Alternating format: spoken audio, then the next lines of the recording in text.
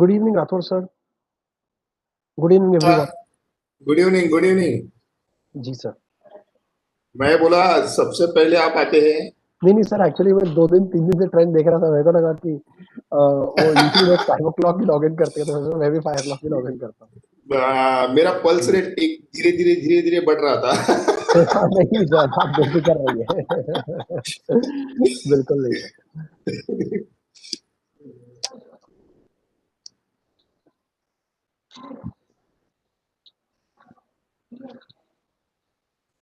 Rocky sir, आज थोड़ा इसके बाद में मुझे बात भी करना है आपका एफडीपी में. जी बिल्कुल. वो FDP3 के सेशन के बारे में थोड़ा सा एक क्लैरिफिकेशन. जी बिल्कुल सर, बिल्कुल 100%. कुछ शेयर करना है आज कोलैब बिलैब? यस सर, मैं अभी बस चैट पर अभी वो शेयर कर रहा हूँ राइट नाउ. वही कर रहा था बस. ओके, कर दूं ना सर अभी? हाँ, फिर मैं उसको मुड़द पे भी डाल दूंगा. श्योर.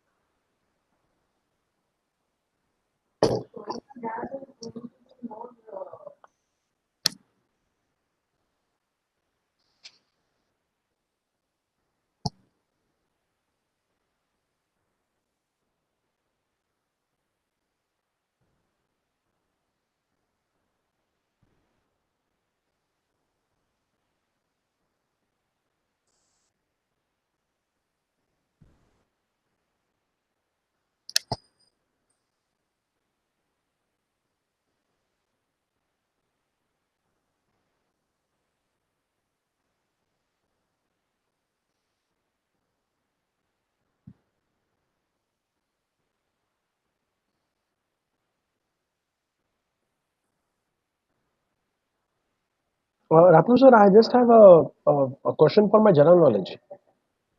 हाँ, बोलिए sir. Sir, you have been privileged to try the paid version of Cisco as well as of Zoom as well as of Google Meet. So, out of these three video conferencing tools, which tool do you find to be more, user friendly and more handy? Because free तो क्या है, हम सब तीनों use कर चुके हैं. मैंने फ्री भी यूज किए, पेड भी यूज किए. तीनों का सर अपना अपना फायदा नुकसान, तीनों का अपना अपना है. ऐसा है. सिस्को थोड़ा कॉम्प्लेक्स है यूजर का, मतलब नए बंदे को यूज करने के लिए थोड़ा हेवी टूल है. Zoom is very handy tool. Settings etc. are very easy. And quality wise also, if you see the video quality, picture quality. So video quality, I have noticed among all the three tools, Zoom is little better than all other. Yeah. Others are not at all comparable also. But then Cisco is very good as far as other features are concerned, security or baकी features. There are many which we don't actually use in our meeting also. Okay. But there are many other features which might be helpful security point of view.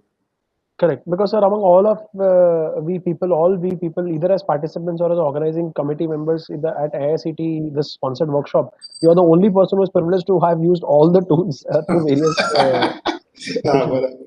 Right. But then connectivity, quality, and all that, Zoom is unbeatable. I think so. Immediate connectivity. But at the end of the day, the Chinese company is really worth the name it has got. Yes. Actually, Zoom people also, they migrated from Cisco, and they started. Oh, they were employees of Cisco. ऐसा सब मैंने सुना है, मतलब हमारे students की काम करते सब कंपनी में. Right, correct. They were originally part of Cisco, and that's why even if you see, everything looks more or less similar to Webex platform. Correct. Even their payment app and everything is same. उनके website पे जाके तो आपको same ही दिखता है. Okay. So, sir, is there a kind of a bare minimum plan for, like for example, bare minimum plan for both cases, which is 100 participants. Exact Zoom का cost है लेकिन 1500 के आसपास है, 1500 rupees per month, and Cisco is only 1200 rupees per month, like that. Okay. And different features you get, like Cisco gives you 5 GB of monthly online recording space. हम जो record करते हैं इसका 5 GB तक ऑनलाइन पे 5 GB तक recording जाता है Okay. Maximum. Okay. And then I think Zoom gives only up to 1 GB. ये थोड़ा सा ड्रॉबैक आ जाता है Zoom. ओके ओके 1 GB तो सर वो हमारा अगर हम लोग का अगर हम देखें तो 2 घंटे के 2 सेशंस में ही 1 GB पूरा हो जाएगा. नहीं होता क्योंकि उनके एल्गोरिदम्स उतने मतलब ऑप्टिमाइज होते हैं कि वो हार्डली मेरे ख्याल से 200 MB ऐसा कुछ तो होता है 2 घंटे का. ओके. मतलब जब डाउनलोड करता हो तो मतलब मेरा 15 days of our sessions, our FDP is okay for 5 GB. Oh, okay, understood. Exactly वो प्रॉब्लम वहाँ क्रिएट होता है around 10 today. That's what is my observation. So what it does it replaces the round robin? No, I have to delete those. I have to go back and delete those recording videos. That's it. That's okay. If I delete the recording, if I download, keep it with my local drive, and delete it online, and free the online space. तो thrash wash में जाके सब clear करना पड़ता है. Then it gives me the online space for Okay. Okay. So it has no automatic mode that it will go on overwriting the older videos with the newer ones. No. But as soon as if you exceed 100 participants, then there's a different plan. then there's a different ball game itself. Then you have to purchase minimum 10 host licenses, and it gets multiplied by 10. मतलब 12,000, 18,000 ऐसा सब pricing आता है per month. Understood. And that is actually for corporates. That is for corporates. हाँ मतलब individual plans हो. Like for example, I am the host, so this plan is purchased under my name. मैंने खुद ने purchase किया Cisco का plan. Okay. ऐसा मतलब you can purchase under your name. But then other plans like corporate plans and college plans are quite costly in fact. Because then you have to purchase for the entire campus. So they are more costly than this. Much more costly. Google Meet connectivity wise तो Google Meet is the best. मतलब उसमें आपको करना ही नहीं है word wise. जैसे टिक किया के तुरंत join होता है, तुरंत leave होता है. That kind of facility you don't get in Cisco and Zoom. But sir, Google Meet is very user friendly, but its video quality is not good, sir. Audio quality is very good. Video quality not good. Yes, that is true. Because that is not meant specially for video conferencing. Zoom is a video conferencing tool. Company को उसमें चलता है. Correct. वैसा मेरा तीनों का अलग-अलग experience है. Right. So that's good. I thought of asking this question last week to you, but I thought I'll get an opportunity to ask you this week. और Google में और एक होता है कि the recording goes onto your email and then again you have to download and you have to put it at some other place. इसमें ऐसा होता है. No, sir. Google Meet video recording directly comes on the drive, sir. It gets stored on the drive. It's at the it gets stored on the drive. Correct. And we get 15 GB space for that.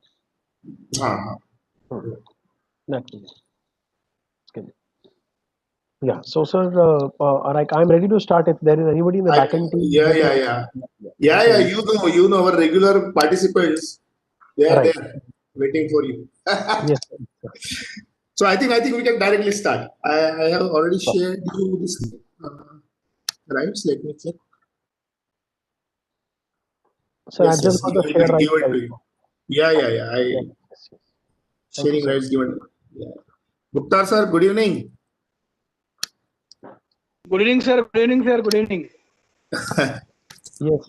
Good evening. A very good evening to all, and I hope all of us are ready for this very interesting session today. And today, trust me, please, अपने साथ, humble request to have a hot cup of tea or a hot cup of coffee along with you, because you will get no time to relax today. Today, 2 hours is you are going to actually jog with me. You're not going to walk. You're going to jog with me. Trust me. Yes, because G is asking for sharing the collab link. Sure. Vikasji, I've already shared in the chat, so I'll share it once again. And maybe in the next 2 minutes, it will also be available on the Moodle link. Yeah. Vikasji, I've already shared it once again right now. Thank you, sir. I joined late today. That's why. Thank you. No problem. Absolutely no problem. You are still on time. There are still going to be latecomers coming in. Okay. So, friends, let me fix up a target for today and for tomorrow. Both of these days are going to be quite energetic and a lot of work to be done. Trust me. Today we are going to do with K-means clustering. I know that many of you who are accustomed with machine learning algorithms, maybe you have read it in some blogs or you have seen in some videos.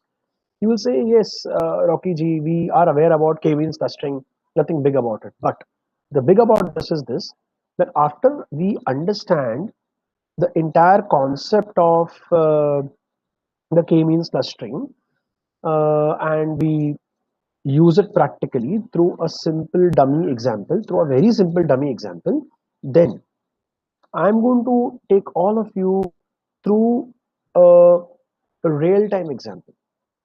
And in this real-time example, we are going to actually find, imagine that you have customers coming to a small uh, shopping mall, you know.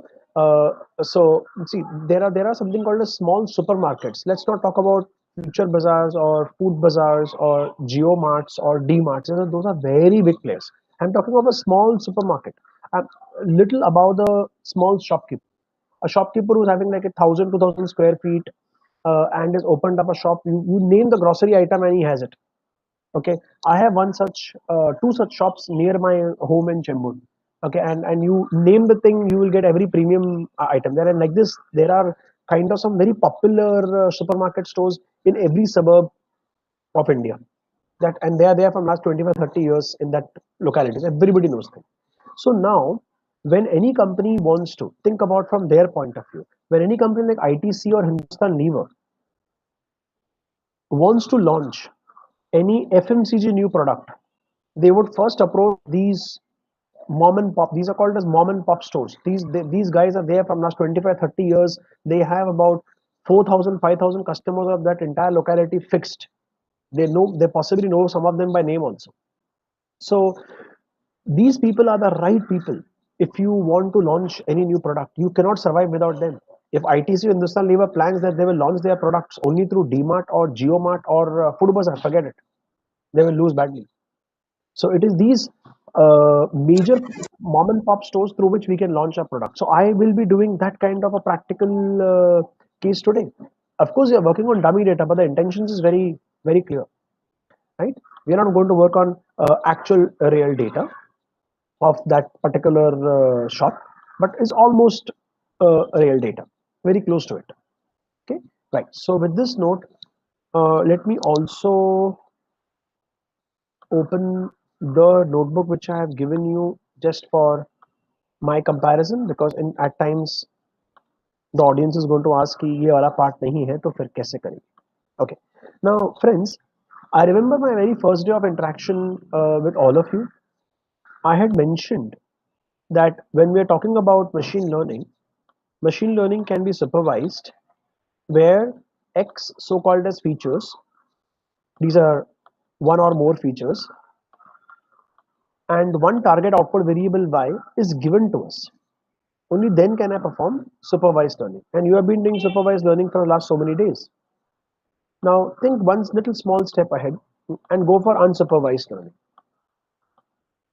If I'm looking at unsupervised learning, I'm only been given X, so called as the features. I have not been given the target variable Y. Now, in this situation where only X is given, obviously I can't think of any regression algo. Regression won't work because regression is Y versus X. Regression is based only on the funda or based only on the a fact of life that Y is equal to some function of X. That is not possible, of course, because Y is not given to you. How will you find it? Correct. So this is out of question. Right. Classification is out of question because classification is also based on the fact that we know the output target variable. Oh, that's right. These two are any which way supervised techniques. So these two are out of picture. In unsupervised, there is only one technique. There are two techniques, but I'm not talking about the second technique called association. That's not our focus of the workshop as of right now. So I'm talking about clustering. So I would like to cluster. So when you say that you want to cluster, what our intention is very simple. Our intention is something like this, that if I am taking any two features, let's say feature F2 versus feature F1, and I'm trying to make a simple brainless scatter plot, no brains to be used. I'm making a brainless scatter plot. Then in this brainless scatter plot which I have made, I've got some points of distributed like this in my scatter plot. Then I have to, as an individual, realize, and why clustering is very important, because I mentioned in the very first session or in the second session that in real life, data never comes with a white tool.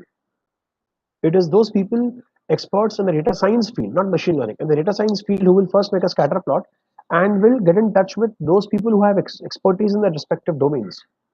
I remember of reading an article on LinkedIn by one of the very reputed media houses in the US, mentioning that the oil and pharma sector in the next oil and gas and pharma sector in the next 3 to 4 years would be requiring close to about 10,000 data science professionals who have at least 10 plus years experience in their domain.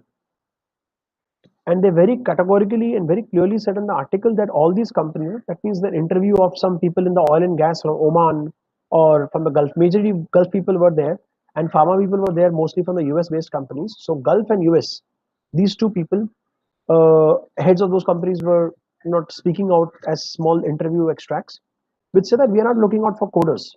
We are not interested in coders or com science people. We are interested in people who are having their domain knowledge very strong with oil and gas and pharma sector. Yes, without coding, you can't move on. So coding can either be trained or can be learned in about 6 months to 1 year. So this is the kind of jobs that are going to actually be created. So you will see that in the next 4 or 5 years, all the people from different domains who have expertise in some or the other aspect would be needed in the data science field, and how they will be useful there is a talk of the some other time. Okay, now coming back to this. So if I look at this category here, I can very clearly notice from your experience, from my domain experience, that these set of people are the ones who are, let me say my F2 with respect to F1 is, this is earning, E is the earning, and F2 is the spending. So I'm talking of two features. There are other features also in the database which I have not used, like age of the person, the name of the person, the gender of the person, okay, the dependence on the person. Obviously, agar aapke family mein if you have more dependence on you in your family, you will not spend much because you're the only sole earning member, right? Let's say you're a husband having two children and one wife. Wife is a house, two children who are dependent upon you. Wife is dependent upon you. You won't have that spending habit. But if husband and wife both earning, children grown up, settled in the US, what will you do with the money? You might as well spend it. Priorities change, right? So these all things do matter. These all features do matter. But the point right now is none of them are considered. Only spending versus earning is considered. Look at these category of people. What do you make of them? These are those category of people who are definitely earning in the higher slot. Let's say that I mark this slot as 5, I mark this slot as 10, I mark this slot as 15. So these guys are earning 15 lakh as their family income and above per annum, but the spending is very low. And if I keep the spending as, if I mark the spending as 2, 4, 6 axis, so 2, 4, 6. So I can notice that these guys are spending between 2 and 4, although they're earning 15 lakhs and above. So if I want to think of launching any saving product, if you are in a banking industry, not an FMCG, you are in a banking industry.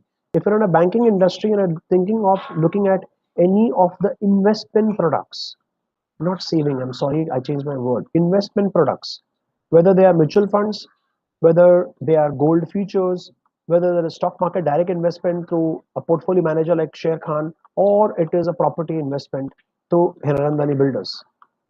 I think the right target audience to target is this category of people who are earning 15 lakh and above, but actually have an expenditure of 2 to 4 lakh. I think these guys are kind of people who would like to save or invest for the future. But if I look at this category of people who are earning between 5 and 10, then let me put this a circle over here.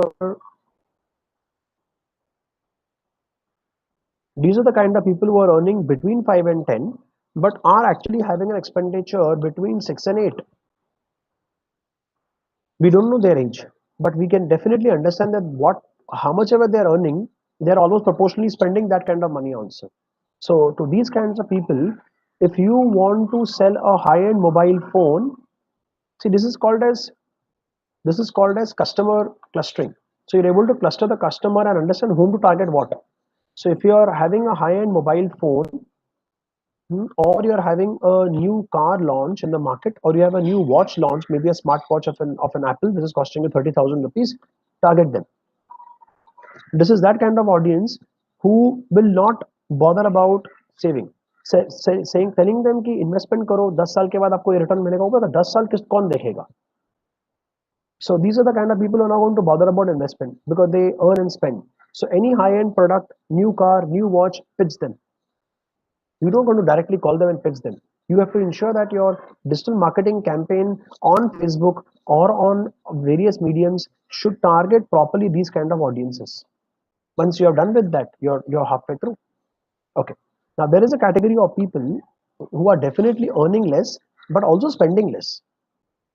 Earning less and also spending less. These are the kind of people who are value for money. They have value for money. Any product which is value for money should be pitched to them. Any product you pitch to them which is value for money, whether it's a Redmi phone or whether it's a Maruti vehicle, or whether it's a newly launched series of food items which are quite economical in the market, please target them. These are the right people to be targeted.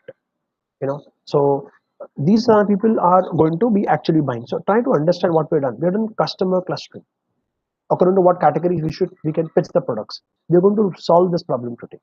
Okay. So I hope you are very clear of my intentions of clustering today. Now there's a lot of theory part which I've kept here for your self-reading. Just get this term clear that there are different kinds of ways of measuring distances. With respect to clustering, we always find the Euclidean distance.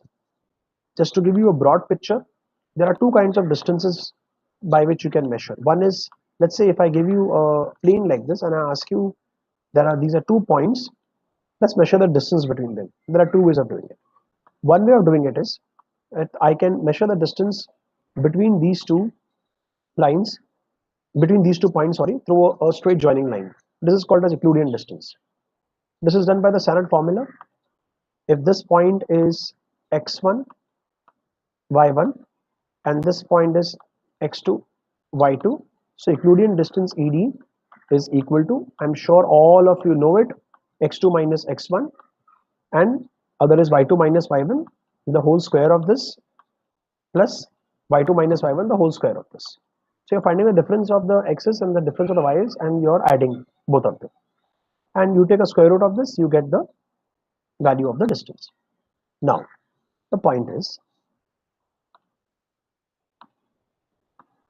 the other form of distance, which is not used, but you should be aware about it, is called the Hamming distance. It's called the Hamming distance, and we use the Hamming distance on when we have to actually locate. If you have seen a PCB, a printed circuit board, you will always notice that the circuit gets formed like this. Or on a computer or on a motherboard, you will always measure the Hamming distance. On a motherboard, you will never measure the distance. You don't know wire or no copper cladding can go like this. No. It has to always go in parallel to the edges. Therefore, you see the entire bus available on a motherboard. It always goes parallel to the edges of the printed circuit board. Always. So this is called as a Hamming distance, and this is called as the Euclidean distance. We measure the Euclidean distance, the normal way which we measure. Now, what I'm doing now is something like this. So friends, we are taking some dummy points.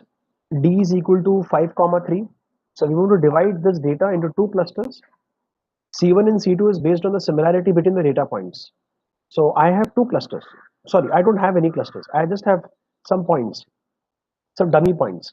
I want to divide them into two clusters. One cluster I would name it as C1, other cluster I would name it as C2. So first confirmation from all of you. Do you have this data cell with you? Please tell me yes or no.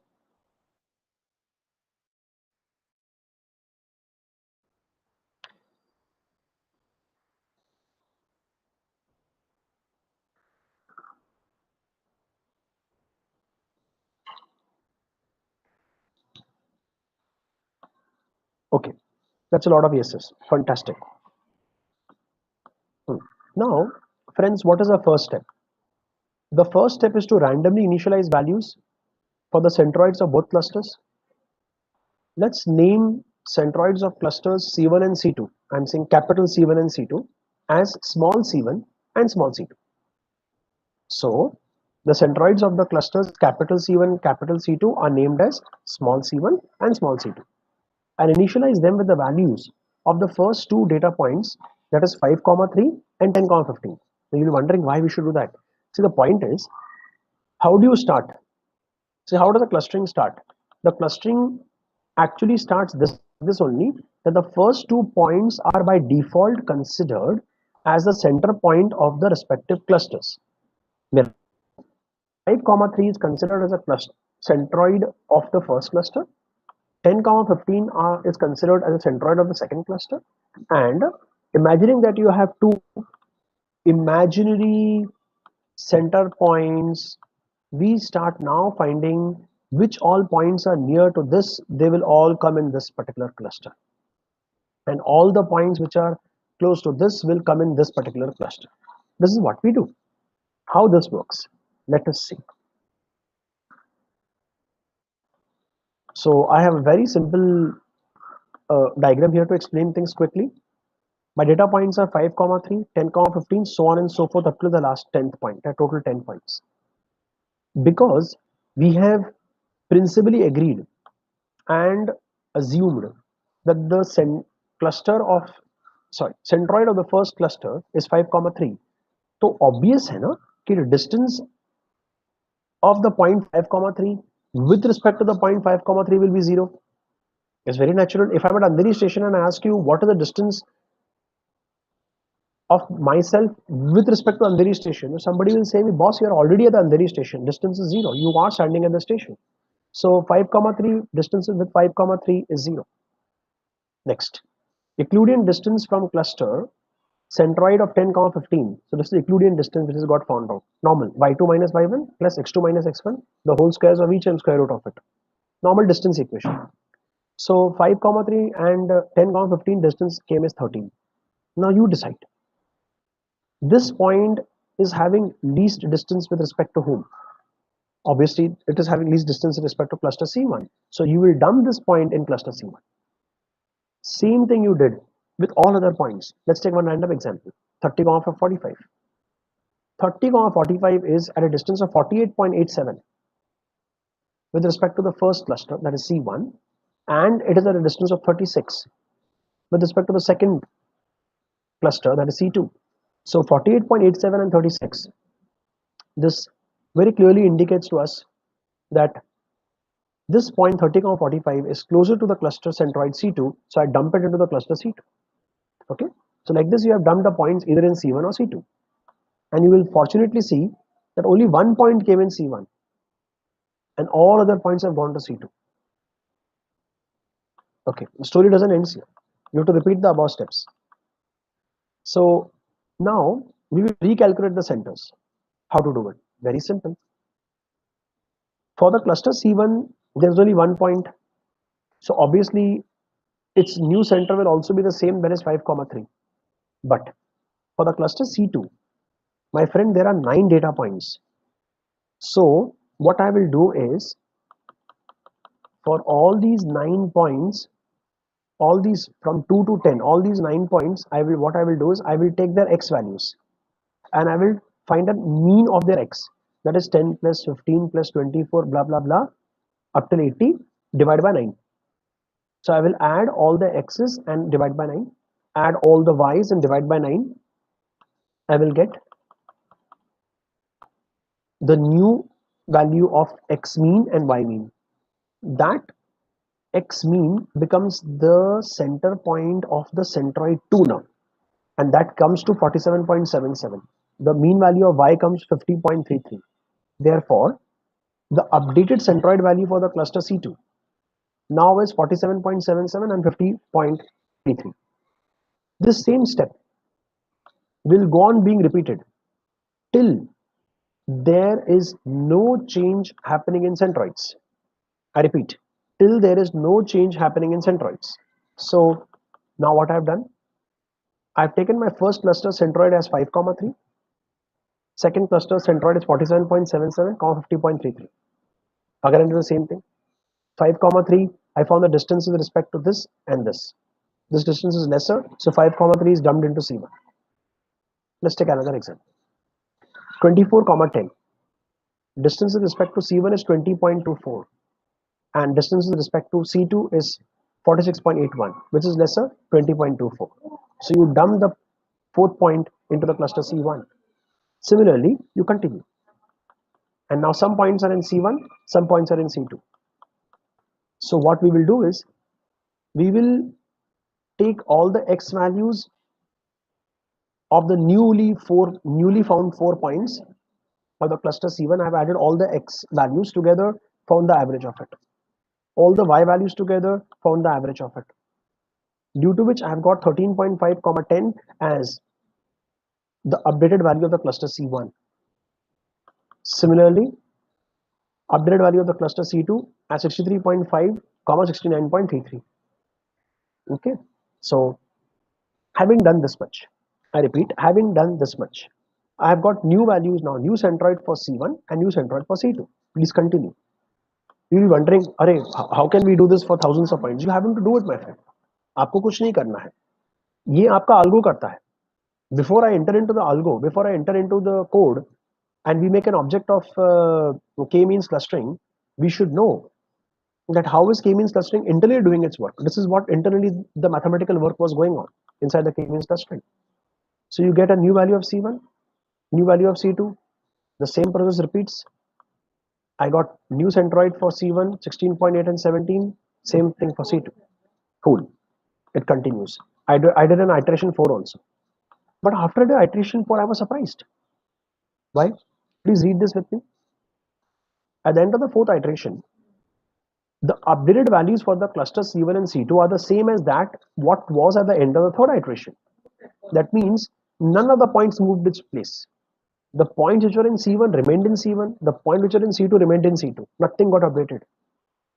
That is the point. You have to stop. So your looping or iteration stops there. And please don't worry. It is never ever going to happen that this goes into an infinite loop. Never ever. You will get a finite clustering 100%.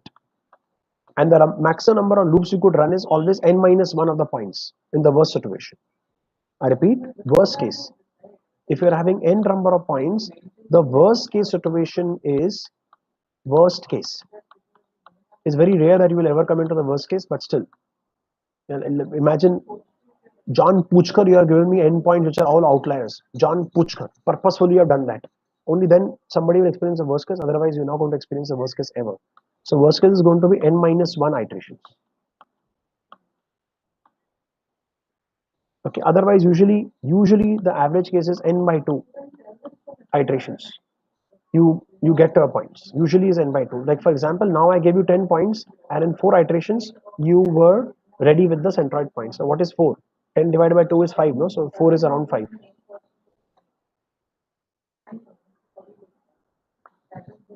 Okay. Now, friends, is the concept of k-means clustering, where k means number of clusters. So we took an example of k equal to 2, and we saw how the internally the algo works. Be very honest and be clear. Is this concept clear? Yes or no? Sir, Yes. sir, Yes, yeah, please tell me. can I ask? Yeah, generally you told that we are categorizing into C1 and C2 based on the difference in the points. So here you have explained that in the second iteration there was a difference between the points, and we are categorizing as C1 and C2. So Not how difference will between the the points. Not difference between the points. I said difference between the distance. distances. Yeah, distances. So here the distance was in some cases 30 and the distance was in some cases 50 to 60, like 71, 80, 101.41, 37. So we have put into C2. So for that also it will only fix that, okay, this distance we will put in C1. The computer, the log algorithm itself will categorize that to this distance we have to put in C1 and to this distance we have to put in C2. Because if the distance is less, like 20, 30, 23. Can I interrupt you for a minute? Okay.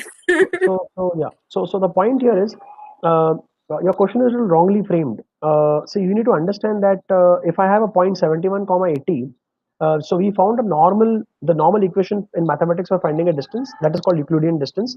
So using that we found the distance between 71, 80 and 5, 3, and it came 101.41. Same way, we found the distance between 71, 80 with respect to 47.77. So let me complete for 1 minute. Please let me allow. And when we found the distance between this point and this point, we got it 37.68. Now, which of the two is lesser? There, your point is going to go. Your point is. Got it. I was thinking the distance between C1 and C2, and we are putting. Okay. Sorry. Okay. Got it. Yeah. Yes. Okay, so majority of people have pinged me a yes that they have understood the concept. Fantastic. Now, post this concept, which is understood, let's move one small step ahead, one tiny step ahead, baby step. What I did above was through hand. By hand written, we calculated what is the centroid points and whether I should put the point in C1 or C2. Hand work, manual work. Can I automate my work? Yes, you have a ready-made algo, and it's called as K-means clustering. It's available to you in this evergreen library called scikit-learn. Now, friends, tell me the code which I'm explaining you right now here, import matplotlib, numpy, sklearn.cluster, import k-means, and then I have used, made the same dummy array which you saw above. The same dummy array is here. X is equal to a numpy array having 5, 3, 10, 15, same points which you saw above. Same dummy points array, no difference. And then I'm making a scatter plot. Just to visualize the points. थोड़े आंखों को दिखना चाहिए ना कि मेरा points कैसे spread है, कैसे है in my scatter plot. So I'm making a scatter plot where I'm picking up. So scatter plot syntax is like this.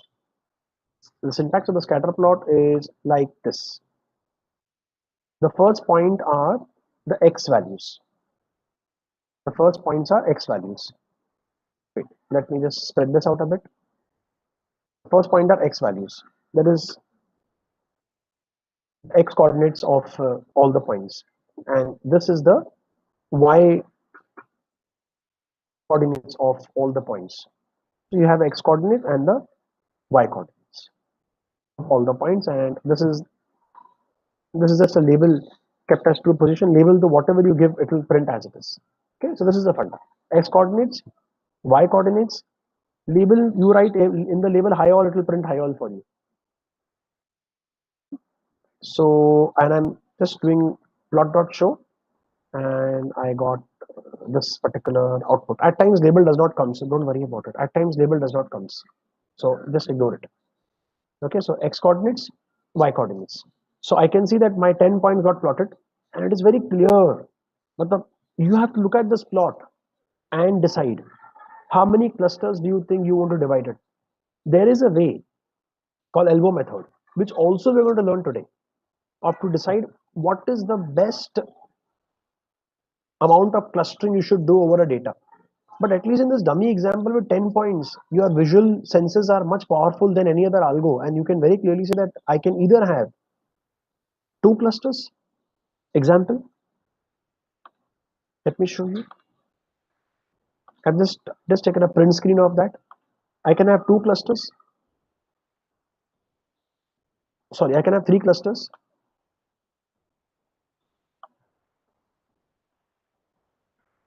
Clearly visible. I can have k equal to 3 as 3 clusters, or I can have 2 clusters.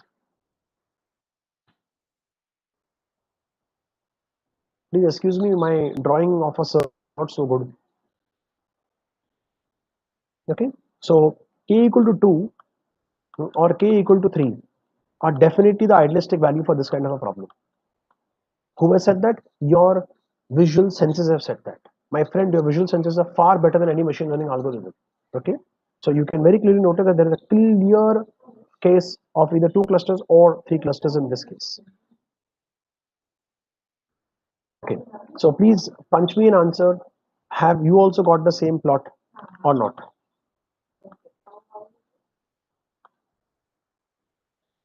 Okay, so majority of people are saying yes, they have got the same plot.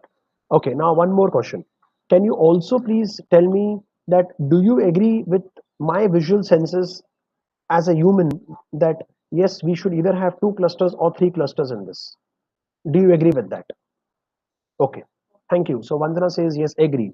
Because she says yes, 2 or 3. Very nice. Good, good. So now, with your agreement, with all of you agreeing with me, I think it's time that we move on further to check this. What I'm doing now is I'm going for making an object of k-means as number of clusters equal to 2. So I am creating clusters assuming the number of clusters is equal to 2. Now once I have done this, k-means dot fit x is going to fit. So basically k-means का object हमने बनाया and we have told him that सुनिए भैया हम 2 clusters रखेंगे. We want 2 clusters. Okay, cool. And every machine learning algo has to fit, no? It has to fit to learn the data, right? So this k-means is fitting itself over x. There's no y, huh? This is unsupervised learning, so that there cannot be a y.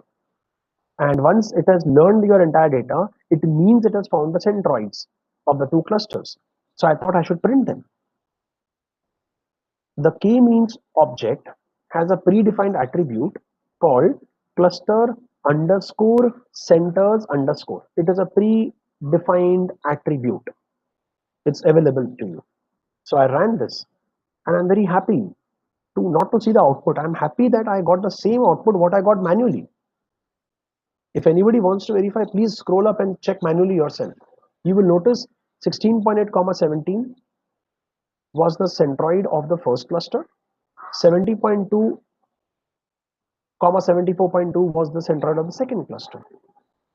Please notice yourself. And can anybody verify कि manual में जो answer हमें आया था और जो algo से आया है क्या वो मैच हो रहा है? प्लीज बताइए मुझे. Yes, matching or no, not matching? Okay. I have got confirmation from my friends, Dr. Pushpa, Vismita, Indrajit, all have said yes, it's matching. Fantastic. Great. I have also mentioned the same thing in the observation paragraph here. Same thing I have already mentioned. Okay, now my curiosity is further building. And I'm very curious to know what labels would have been given to my clusters. What labels underscore? What is labels underscore? Labels underscore is a predefined attribute in the k-means class. So when you make an object of k-means, you have 2 predefined variables. You have more, I don't deny it, but the 2 most used predefined variables are cluster underscore centers underscore, and other is labels underscore. Okay, so if I look at labels underscore, I'm just getting some values like zeros and ones. Now what does it mean? See, no clustering algorithm on earth will give name to your cluster. Naming your cluster is your responsibility because you're a human, you have knowledge about the domain, you are the expert of the subject or the domain. You may be an expert in insurance sector, or you may be expert in FMCG sector working with ITC or Hindustan Lever. You may be an expert with Ernst and Young working in the fraud analytics team. So you are an expert in your domain. You know that a cluster coming in this category should be given what name. Poor algo doesn't know anything. He will say, for me, clustering numbering starts from 0. So first 5 points have been clustered as cluster number 0, and the next 5 points have been clustered as cluster number 1. Okay.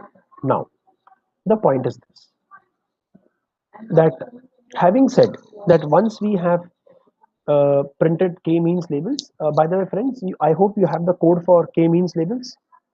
If not, please I'll punch it. Please tell me. Code of labels is there or not there? There, no? Okay, very nice. So that's what I mentioned here in the observation also. Here the first 5 points have been clustered together and the last 5 points have been clustered. Hence 0 and 1 are merely used to represent the cluster IDs. They have no mathematical significance. What I mean by that. So some people have this myth, cluster 0 is less than cluster 1. I ask them, in what way cluster 0 less than cluster 1? हाँ, cluster 0 Rocky ji left में आता होगा, उसके लिए वो 0 है. And I, who said that to you or not? I never said that while teaching. So people have this myth that a cluster which is 0 would be coming in the left. No, not important. If there are two clusters come up like this could be 0 cluster. This could be 1. Vice versa. This could be 0 and this could be 1. Let's be very clear. Any cluster can be 0 and any one other one can be 1. Okay. Now which is 0 and which is 1 has to be found out. Patience. We will do it. We will come to know later on with more coding that who is this clustering algo indicating as 0. Don't worry. We'll come to know that. Okay. Right now, let's do one useful thing. Let's plot the data points again on the graph. Now, but I don't want one color. Huh? I want points to come in their respective cluster colors and visualize how the data has been clustered. Okay, cool. So plot dot cluster. I have taken here all the x coordinate values, all the y coordinate values. Now, when you do the plot dot cluster function, no, we have some attributes like C, where C means color. So when you say color is equal to k means dot labels underscore, and because labels underscore is having two unique values, first 5 as 0, and if I take a value counts, first 5 as 0 and the next 5 as 1s. So coloring wise also, 5 points will be colored. 5 points will be colored in a particular color and another 5 points will be colored in different color. C map is equal to rainbow. C map is equal to rainbow indicates that you choose rainbow colors. Like this, there are some predefined color templates available to us in Matplotlib. And there are many actually. Nobody defines its color. People use the color templates only. Rainbow is the most commonly used. So when I did this code, I realized that my first 5 points are coming in some purplish color and the next 5 points are coming in the red color. So please, all of you also try this code. Give me your feedback. Sir, I want to ask you. Mm-hmm. I'm getting exactly the opposite map. The red ones are down and the blue ones are up. Absolutely acceptable. Acceptable. Okay, fine. Yeah. Because my answer was coming as 111 first and then 00 next. Correct. I understood that. The moment you said that, I understood. But it is acceptable. That can happen. Okay. Okay. Yeah.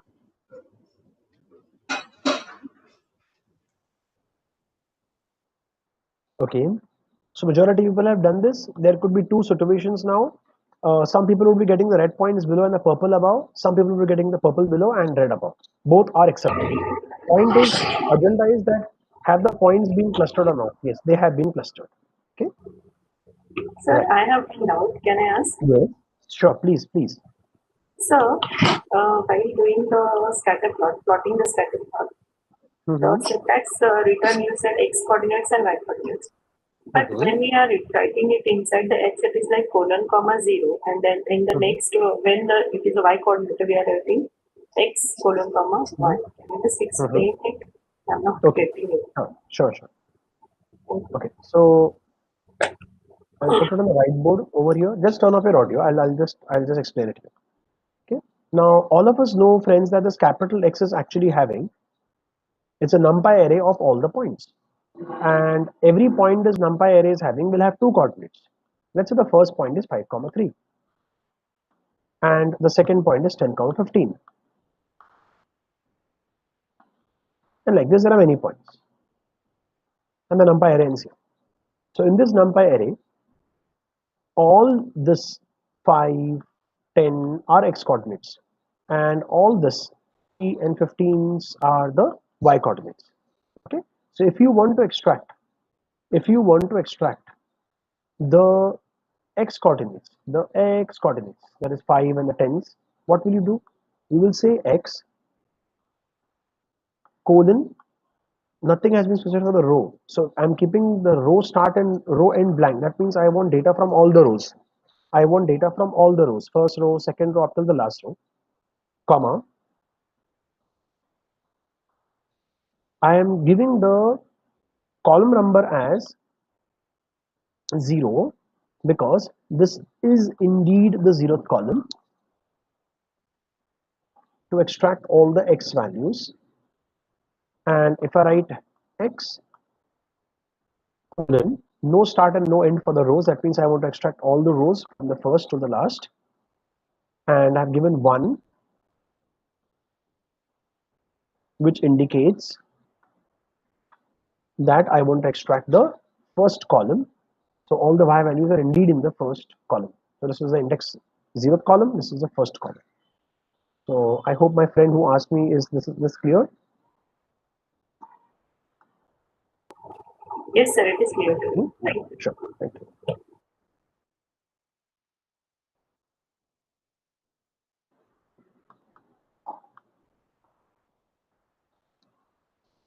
Right. So now we move on one small step further. Friends, by coming on to the chat, can you please tell me what is differing in this case? The code on the board which I'm highlighting, what is differing in this case with respect to the previous? Absolutely, that was very quick. Wow, Vandana, Indraji, Dr. Pushpa, it's super quick. It seems you're sitting with a cup of coffee or karak adrak wali chai. It seems, yeah, sure, now I'm confirmed. So these two lines indicate that now we want to form 3 clusters instead of 2. So I am again forming an object of k-means by giving number of clusters at 3, and I'm performing a fit operation. So now when the k-means is going to fit over the data, it will internally divide them into 3 clusters. And I thought of plotting. So all of us are well aware that if there are 3 clusters, then the labels are going to be 0, 1, 2. मतलब print करने की भी जरूरत नहीं है. I even to say it also. It's understood that because the clusters are 3, the labels are going to be 0, 1, 2. That means there will be 3 colors now. And CMAP uses rainbow. Okay. Have a look. I can genuinely see 3 colors in front of you. Please don't worry. Somebody may get red down, purple in between, green above. Somebody will get, it's immaterial. Funda is that you will get these 3 colors. That is the first point. Second, you will definitely get 3 clusters. You should verify that. What color comes up, what color comes down, it's immaterial. So can you please tell me, is this code there or should I punch it on the group? Okay, cool. Mandra confirmed the code is there. Please run it and tell me how many people have got their 3 cluster wala chart scatter plot.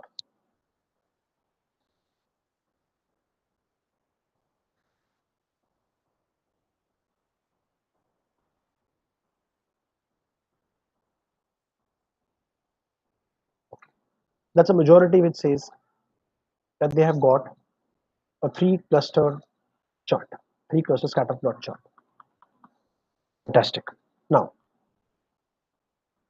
it is a human curiosity that we will not trust till we don't see, because it says seeing is believing.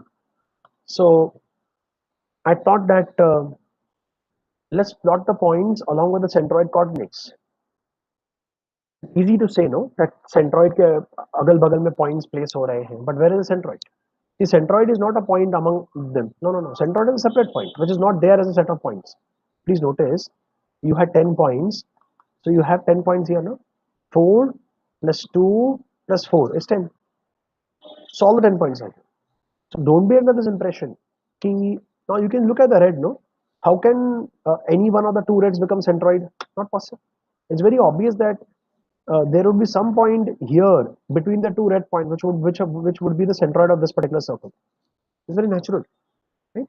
So the points don't become the centroid. No, centroid points are separate, other than the training data points here. And those centroid points are definitely calculated, but I want to see them. Please see them. So let's plot the points along with the centroid coordinates for each cluster.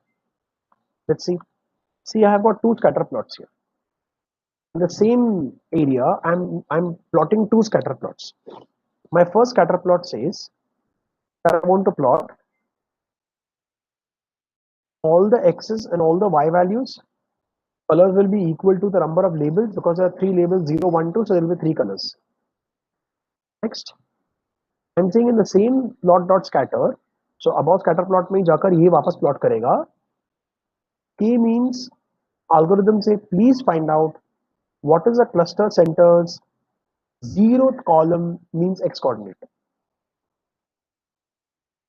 Go to my K means algo cluster centers first coordinate which means y. So this is your x coordinate, these are y coordinates of the three center points respectively, and I want the color to be black because rainbow is never going to have black color, which all of us know. Black का भी rainbow sorry होता है. So rainbow will have rainbow colors. So I choose the color as black because I'm sure rainbow will not have a black color. How much ever clusters you make, black color in the rainbow will not be there. Centroid points make sense that I have put it in black color. Have a look. This black point is a centroid for this. This black point centroid for this, and this black point centroid for this. Okay, it's like this. You can imagine if I take a print of this and take a compass. So I can put a compass here and draw a circle which is minimum enough to hold all the points. Minimum enough to hold all the points. When you do that, you will realize that there is a case of misclassification going to crop up if you get boundary points. Let me show you.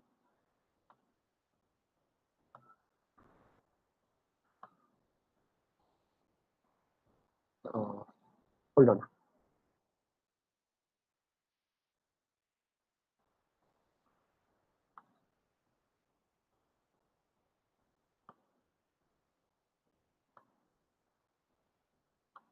Oh, why is my graph not coming in my print screen?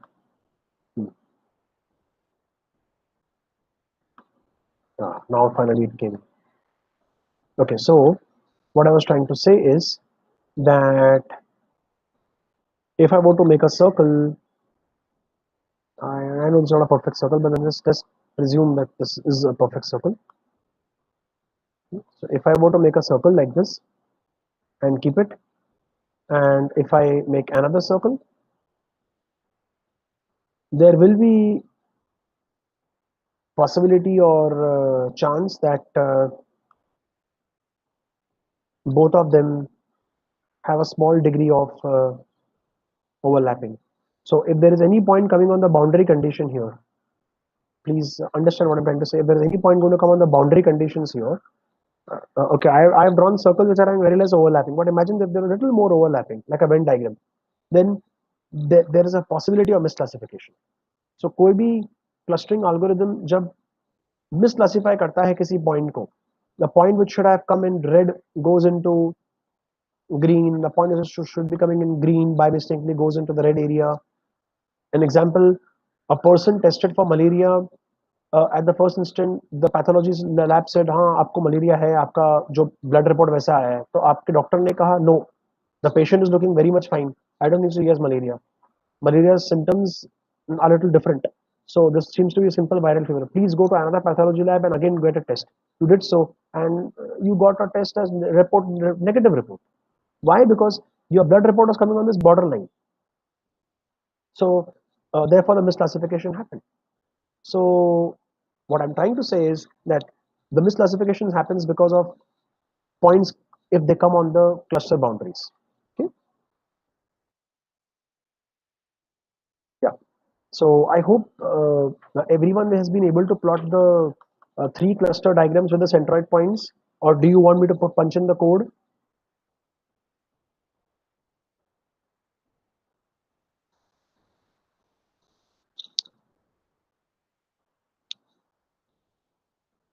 Okay, cool. Code is there, everybody is saying it's done. Okay. Now, time that we should test. Now friends, maybe this code is having a different set of points with you, huh? So please verify with me. could you test for some new points? जैसे हम सब एक uniform page पर हैं, we all should be on the same page. I told you we are a big family who is learning here. So I want all my family members to be, all my friends to be on the same page. So please see numpy.array 4 comma 5 is my first point which I'm used for testing, and 40 comma 40 is my second point which I've used for testing. If you have a different point, please tell me. I will punch this value there.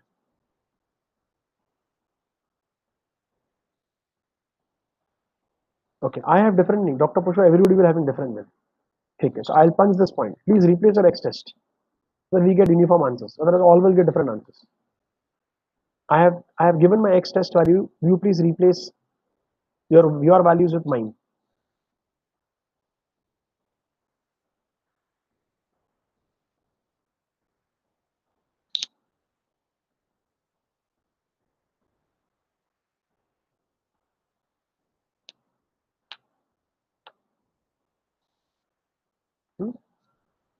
Okay, very nice. Okay, it says done for so many places. Wow, wow, very nice. Cool. So we move on one step, small, tiny step ahead. Use the above model, k-means with number of clusters equal to 3, same model which you derived above. I'm using the same k-means ML model to predict on X test. And whatever is the answer, I'm dumping in test classification. When I ran this code, I got the values as the point 4 comma 5 according to my algo got classified in cluster 0, and 40 comma 40 got classified in cluster 2. You may get a different answer. That's okay. That's absolutely okay. But your point should be same. Right. So Vandana, your points are getting misclassified then. But please check 4 comma 5 and 40 comma 40 will not come in 0 comma 0. It should have at least come in different clusters. Please check once again.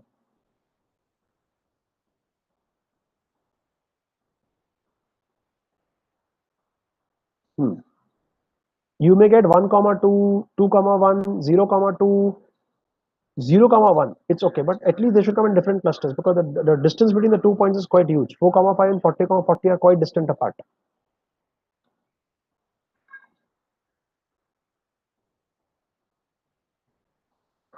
I'm waiting for a few more answers.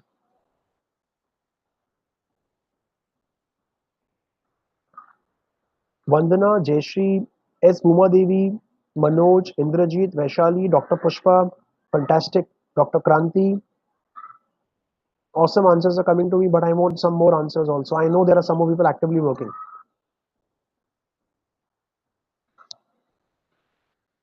Okay, Vandana, don't worry, don't worry. Vandana, kindly run your above cells once again.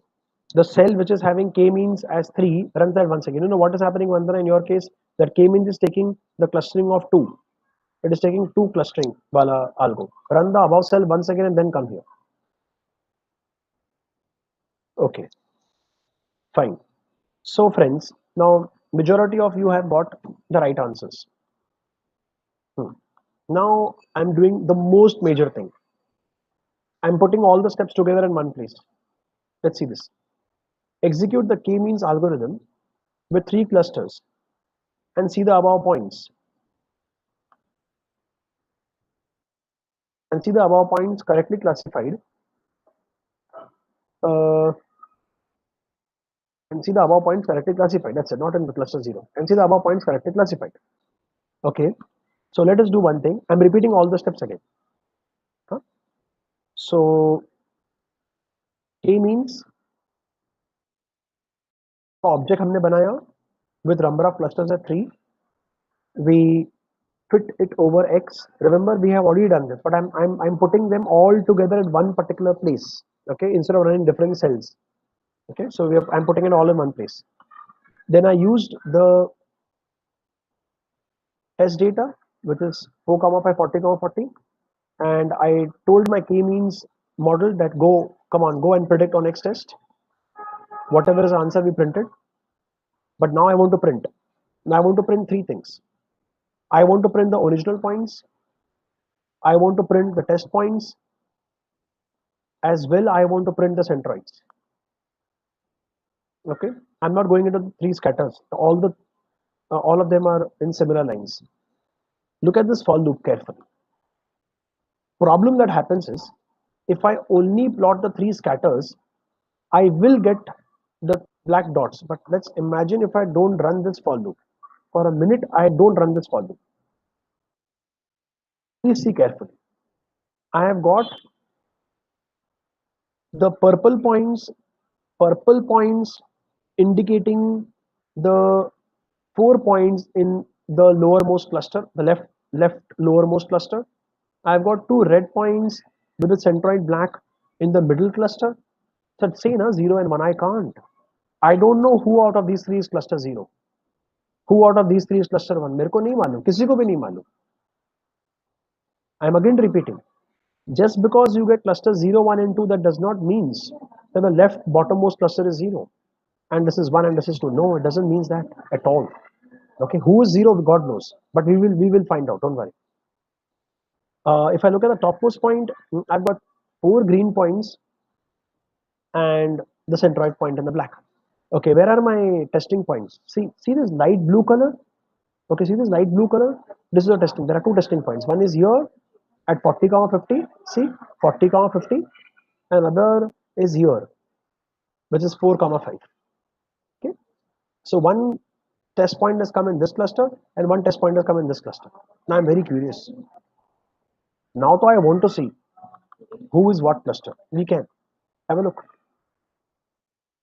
So what I'm doing is, I'm using my for loop here. Enumerate function, my friend, is a very beautiful function in Python. With what it does is, enumerate will actually find, let's put it this way. Okay, let's say if I give you a list of numbers, or I give you a list of names, A, B, and C. If you ever enumerate over them, enumerate will fetch the value plus the index of the value. It will fetch the value plus the index of the value. So it will fetch A is at 0, B is at 1, and C is at 2. So the output is going to be 0 index per A hai, first index per B, so on and so forth. This is the way it fetches the output. Now, keeping this small aspect in mind, what I have done is, cluster underscore centers underscore will give me the center points of the 3 clusters, correct, right? But while fetching them, what I am going to do is, whichever cluster's center is the first one, its index value will be 0 and the cluster's center point will come in val. I repeat, it's going to go like this. Let me put it on the whiteboard to show you in parallel. See this. So when I enumerate this, let's say the first cluster's center point is x1, y1. Assume that. This is the first cluster center point now. So it's going to be at an index 0. So what I get, I will be getting index 0. And what is val getting? Val is going to get x1, y1.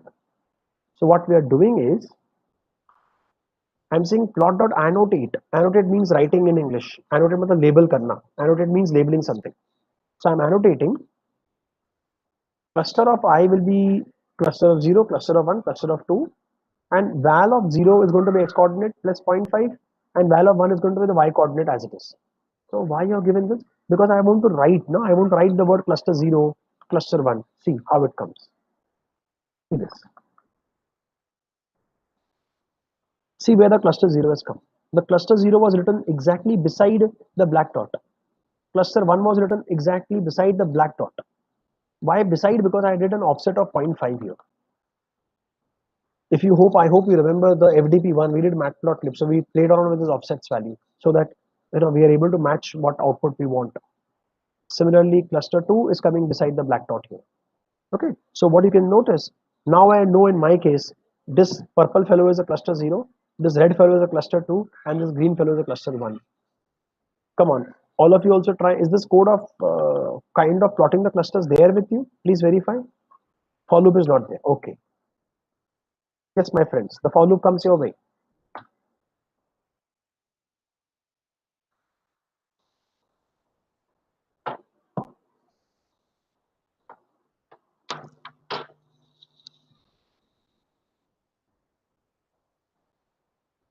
Please plot the for loop and share your experience that what color you have got. For example, I have got purple as 0, red as 2, and green as 1. What's your case?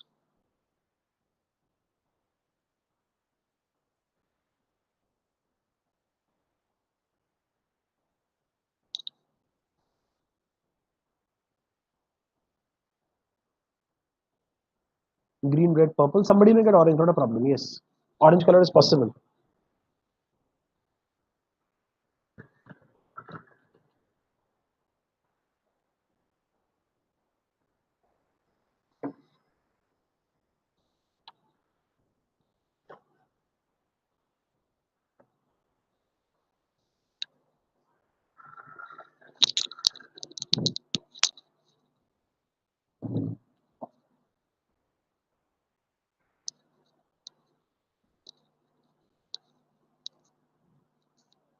Okay.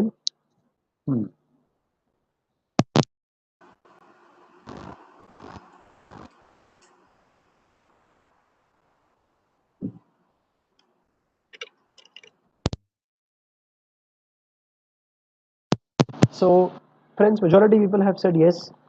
The new test points, I have got it as light blue. Someone from you would have got an orange. There is also a possibility of getting some other colors. So men are a little poor in identifying colors. It is proved by science. Ladies are more better at identifying colors. That I hope the whole crowd will agree with me. So you may get a color other than orange also. Okay. Right. Now, I know we have 50 minutes to go. And the case study says within 25 minutes हम solve कर देंगे. Let's hope so. Hope so that we are able to do 25. I am doubtful. 25 minutes में होगा. The 25 minutes may take us about 40-45 minutes. But within 40 minutes it will be pakka done. 100%. Because you guys are going phenomenal. Now, let's have a look at this.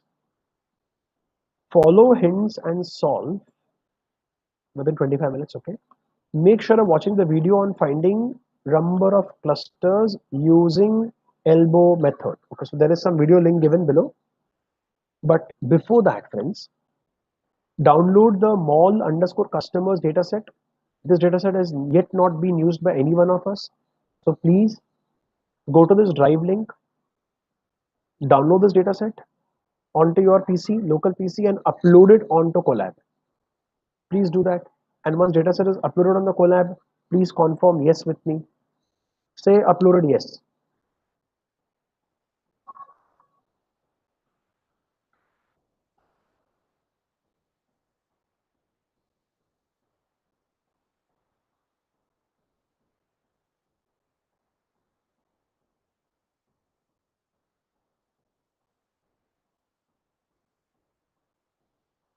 If your data uploading is done, please say uploaded done or uploaded yes, so that I come to know that you are referring to what.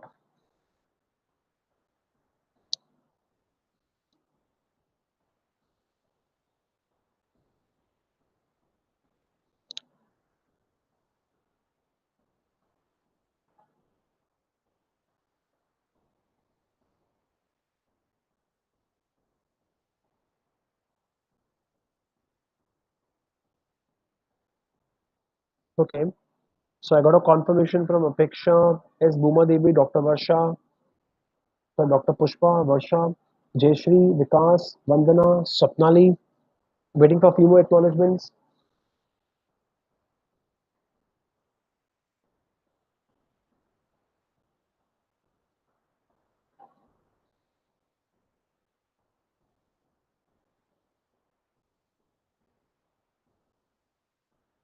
Pooja, Indrajit also acknowledged. Great. I'm still waiting for one or two more acknowledgements because I know those people are actively working along with us.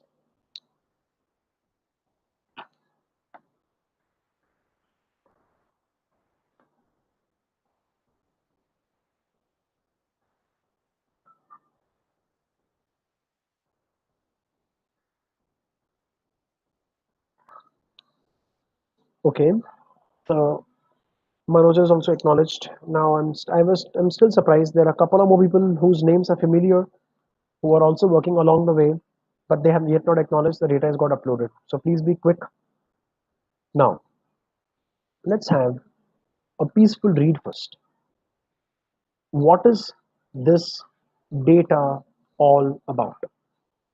Context. About data set is created only for the learning purpose, correct? It teaches you how to segment customers, also known as market basket analysis. All of these apps, my friends, DMart, Grofers, Big Basket, now the web portal of geomart.com, all of them, Amazon basket also, all of them work on the funda of market basket analysis. किसको क्या product target करना है is what their app learns. Swiggy learns whom to target what. If you are buying, assume if you are buying usually dishes which are costing in the range of 300 to 500 and vegetarian paneer dishes once a month, it doesn't make sense to pitch him a butter chicken. You have been learning that from last 6 months he's only be ordering veg dishes. Why are you pitching him butter chicken? Maybe he's a vegetarian.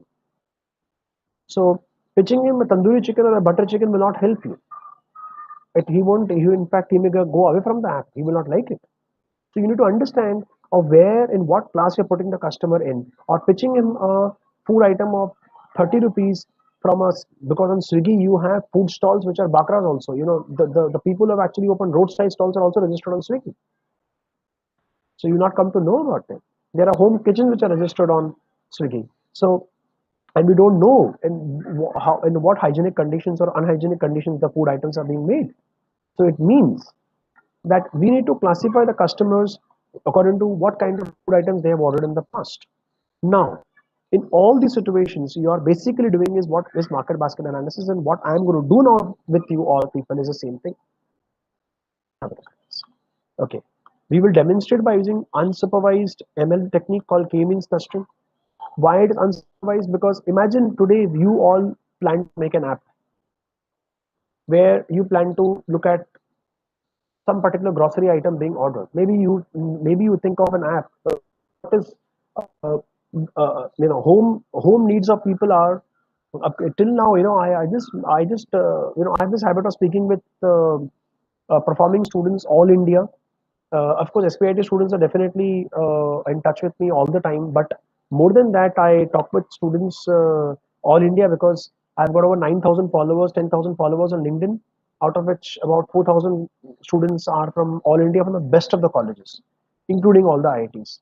So when I get an opportunity to talk with them through my workshops once a month, they ask me that, Rocky sir, this is what our idea is. Is it going to be feasible or not? So I came across one of the students uh, where I loved his idea.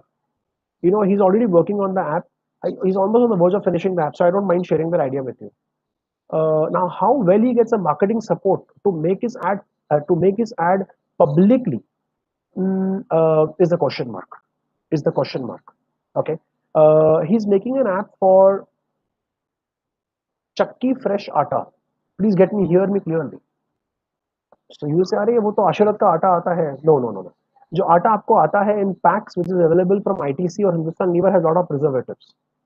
I'm talking of gehu and rice. So he's making an app which is basically trying to give you that high quality. He's ensuring the quality, and the vendors who are going to get connected with him all over India, where his app is only going to give you at a heavy discounted rate the three basic things which are needed in every home: chawal, atta, and dal. Every dal on earth, every variety of atta on earth, and every variety of rice on earth.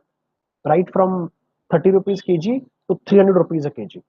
You will have, so that the app is going to be dedicated to that particular thing. So obviously, if he's going to buy in bulk, he will be getting a good amount of discounts, and these things are recurring every month, and using a lot of AI in his app, so that to understand what kind of things you order and what kind of discounts he's going to give you.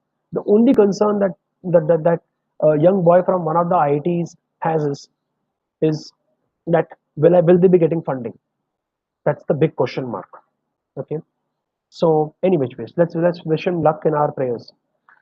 Okay. So we're talking of key means clustering algorithm. I'm coming on to the next concept called content.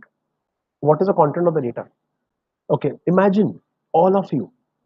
Imagine you are owners. Become super rich now. Okay. Imagine you are owners of a supermarket mall, and your mall is like 2,000 square feet area, and you are having this mall for 35-40 years. But now you want to modernize it. बहुत हो गया उसको वैसे run करना, मतलब customer आएगा तो bye करेगा ना तो छोड़ देगा. That way you can't run anything today. So you want to be little modern now in your mall. So you start offering membership cards. Okay. And to the membership cards, you're able to get some basic data about your customers, like customer ID is a unique number, what is the age of the customer. So till now, when your forefathers are managing the shop, they were not bothered about all these things. But now from 5 years, because young generation is coming to your shop, you're also young generation, so you want to be ensuring that I should be able to grab some data about my customer. So you launched a small mini form to give a membership card, giving 10% discount on every purchase they make. So they started filling all the information. They started filling information like their age, their gender, their annual income, and their spending score. Okay, so they spend कितना वो महीने में spend करते हैं per month. So let's say somebody says I earn a lakh of rupees a month and I spend 40,000 rupees a month. So you have given him a spending score. Okay? So spending score is something you assign to the customer based on your defined parameters like customer behavior and purchasing data. Is always there with you. You have done it. Look at my problem statement, which all of you have to solve now. You own a small supermarket and want to understand your customers, like who can be target customers for a new chain of products you plan to launch. You don't want to launch, you don't want to make your own product and launch, but you're looking at a new chain of product which you would plan to launch. This would also help the marketing team to plan their strategy. This can be looked at two ways. One way, imagine there's a Tobler. Tobler are very popular chocolates all around Europe. So, and they are very tasty chocolates. So Tobler chocolates plan to launch their brand. They are sold as imported chocolates here in India. Now, if they plan to launch their, the chain of products of Tobler chocolates here through some online portals, but also through the shops. Okay, so Tobler opens an office here, and their marketing representative comes to you. They're saying, see, these are Tobler chocolates, and the minimum price of the smallest Tobler chocolate is, let's say, 80 rupees or 100 rupees. You cannot sell that to a person buying dairy milk, and don't even dream to sell that to a person who's buying Perk. Please, Perk wala banda 10 rupees kharch karta hai. Dairy milk 50 rupees, and a person buying Tobler is like 100 rupees. So you have to identify whom to sell that product first. Second way to think this: imagine that you're a 30-40-year-old supermarket, and you want to launch your own product. For example, a lot of Gujarati stores near you in Bombay, if you would have noticed, who are selling their branded khakras, who are selling their branded some food items. It is their brand. Their brand name is written on the packet. Check it. But they are not sold all over India. They are only sold in a locality. So you want to launch your own chain of products. Whom will you target? Is a question mark. Okay. So let's see. Let's move on further to understand this. So okay, first import all the libraries, friends. First import all the libraries.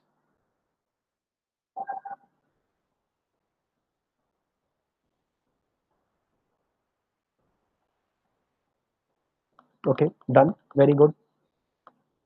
Read the CSV file mall customers.csv and dataset.head 10 so that I can see my data in front of me. Are you also able to see data in front of you?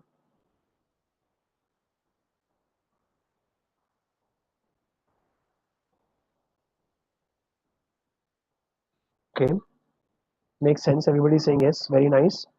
So what I can see here is customer IDs given, genders given, age of the people given, annual income in $1,000. So let's say this male who's 19 years old is earning $15,000 a year, and the spending score is 39. And let's take another example. Here is I have another male of 21 years old who's also earning $15,000 a year and is having a spending score of 81. My goodness, that means 81% of his savings or earnings is spending. Kind of, he doesn't want to save anything. सारा खर्च कर देता है. See, when I say spending, I don't mean to say buying an insurance policy. I don't mean to say keeping a bank FD. I don't mean to say buying a mutual fund or a stock or a property or paying an EMI of a loan. Please don't get me wrong. Spending means literally spending on a consumable product which is irreversible. I mean to say, see, if you buy mutual funds, that is an investment, that's not a spending. You buy stock, you may make loss in the stock. That is a different issue. You make a capital loss in your stock or a capital gain in your stock. That is a different issue, my friend. My point is, you're not made an investment, you have made a spending on a watch, spending on a car, spending on a food item, which is irreversible. You really cannot get back what you have spent it. Okay? Right. So you have this data with you. Okay. I just want to see this dummy data's shape. Right. I said dataset.shape. I think this code should be there with you, but it should be commented. Just uncomment and run it. Sir एक बार ऊपर का code दिखा दीजिए ना sir, मेरा read नहीं हुआ data, शायद एक कुछ मिस होगा कर. Sure, 100%. But just be very careful that I am reading data from a local PC. वो नहीं, वो मेरे में माल कस्टमर से है, वो तो है. ओके. तो शायद मेरे में रीड नहीं हो रहा होगा सर, डाउनलोडिंग में प्रॉब्लम हो. ओके. नहीं, डाउनलोडिंग का प्रॉब्लम कभी नहीं हो सकता. अपलोडिंग डाउनलोडिंग नहीं, अपलोडिंग का प्रॉब्लम नहीं हो सकता. मैंने डाउनलोड करके वो फाइल, हाँ वही लिखा सर, वही लिखा. नहीं, आप लिखो मत, टाइप मत करो. आपका जो फाइल अपलोड हुआ है ना, उसका नाम खाली चेक करो. अपलोडिंग के बगल में नाम आता है, अपलोडेड फाइल. हाँ, क्या नाम है वहां पर? वहाँ यही है समाल अंडरस्कोर कस्टमर, वो कॉपी करती है. Okay, I will see sir. Just copy कर लो. Correct.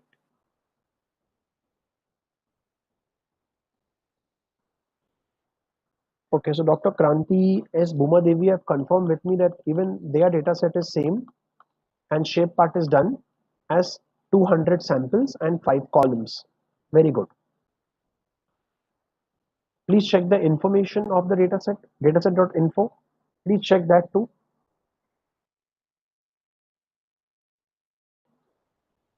Okay.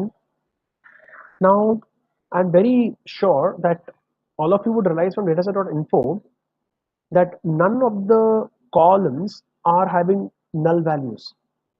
See, customer ID 200 not null, gender 200 not null, age 200 not null, same for annual income, same for spending score.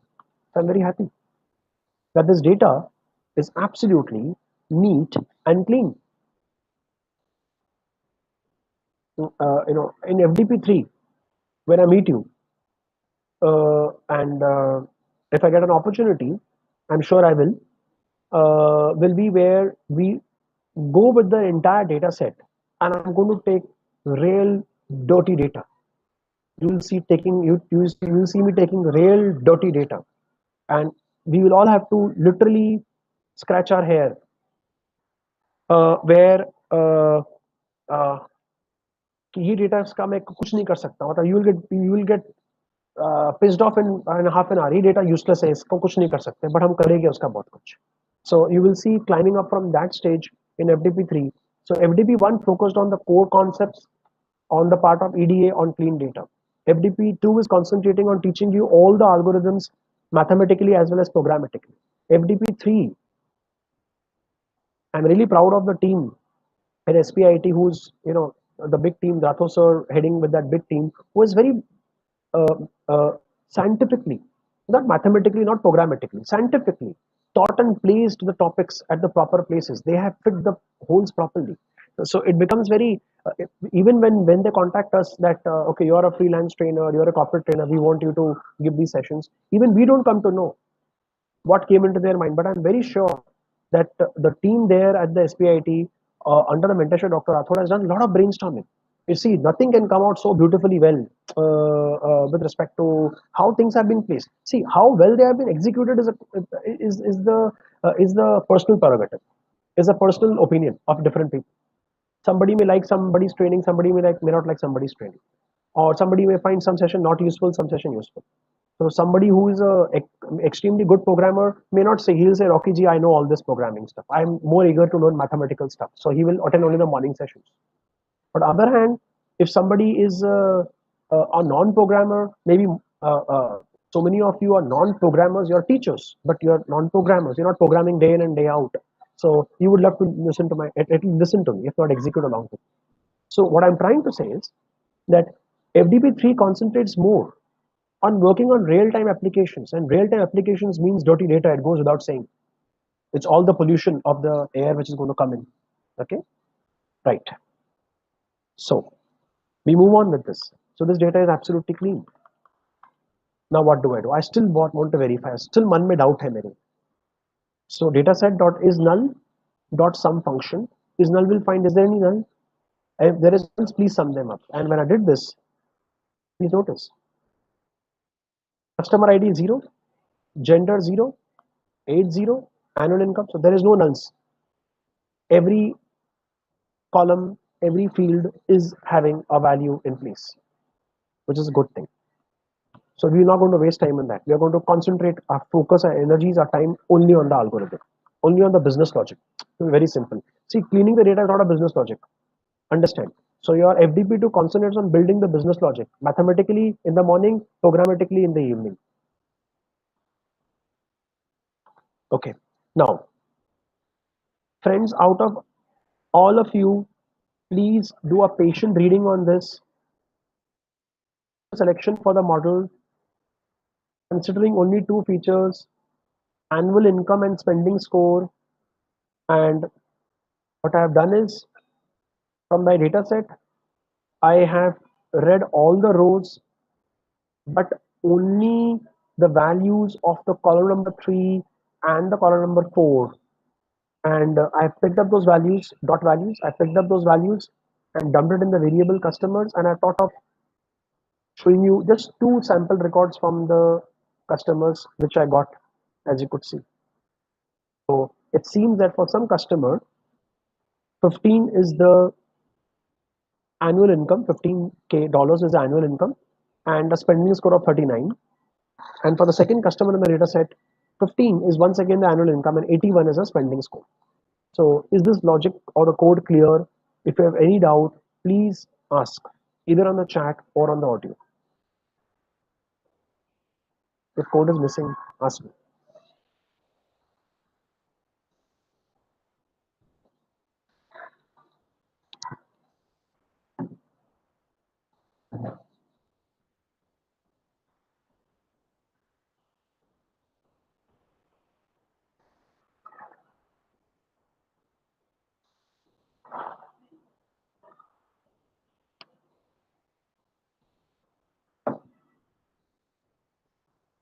Okay, but Dr. Kranti, Dr. Pushpa, S. Bhuma Devi, Swapnali were very quick to type it out. But if anybody missed out on typing, please find the code on the chat too. Please find the code in the chat window.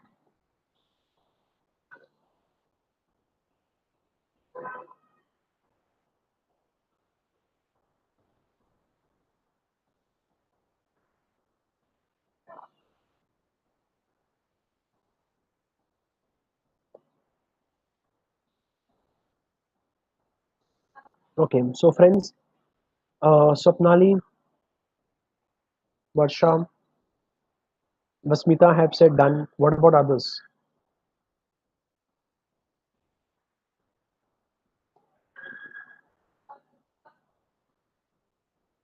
That is okay. Apeksha, if you're not getting data type equal to 64, that is okay. So there will be difference in the output of Jupyter and Colab. Little bit difference comes up. That's okay.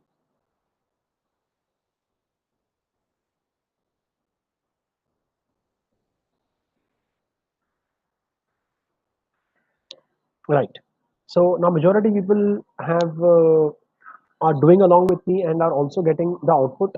And some people wouldn't have got the data type. It is okay. Absolutely okay. It usually doesn't comes out in Colab, but in Jupyter always throws it. Colab at times doesn't throw it. That's okay. Because D type in 64 is a default data type. Therefore, it doesn't show it. Right.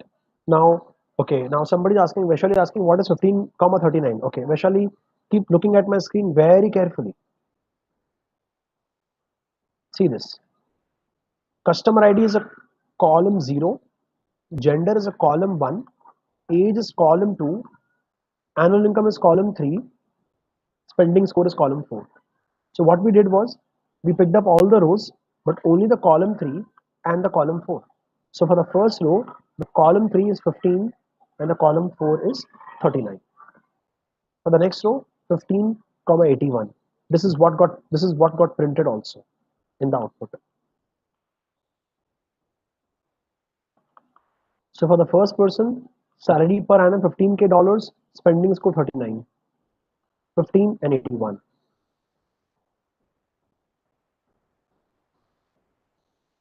Right? Sure. Now,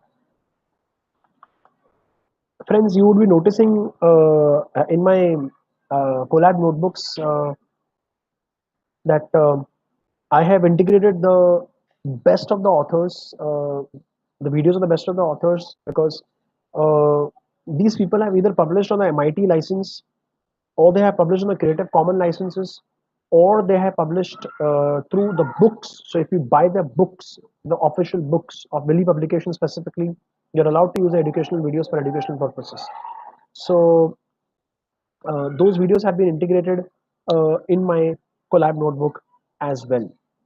So building the model, the tricky part in the k-means algorithm is to find the right number of clusters. Now imagine with those 10 points, we could see from visual eyes, and our sixth sense told us, "Arey yaar, clear hai, 2 clusters, 3 clusters, kaam khatam." But what do you do? What do you do if you have 200 points? Please imagine. 200 points में आपका visual sense काम नहीं करेगा. In 2000 points or 2 lakh points, the visual senses are going to collapse. It will not work. So, in that situation, you need an help of how do you find the number of clusters. So the tricky part of the k-means algorithm is to find the right number of clusters. The best method to find number of clusters is using the elbow method. And what is the elbow method? Elbow matlab hamara haath ka elbow. Elbow method. That's what elbow method is. See, now what happens is something like this.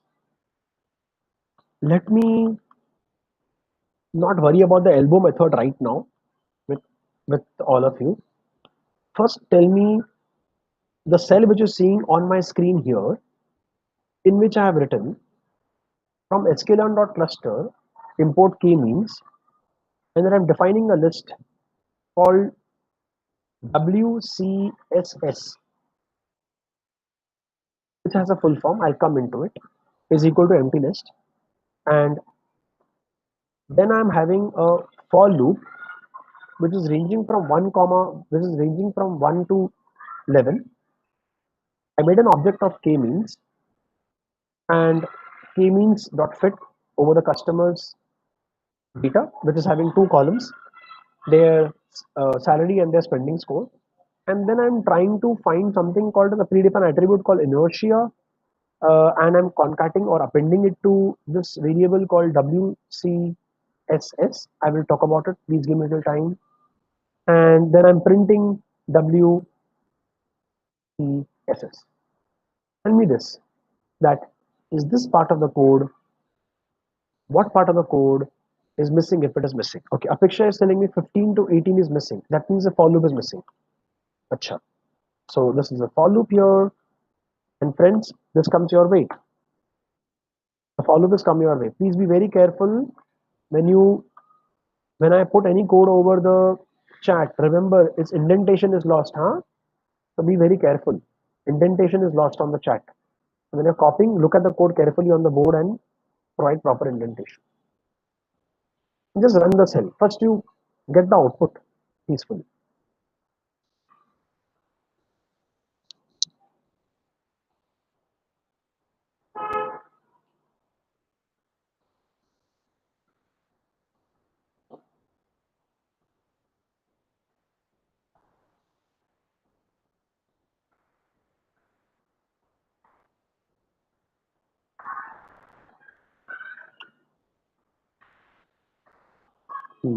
Okay.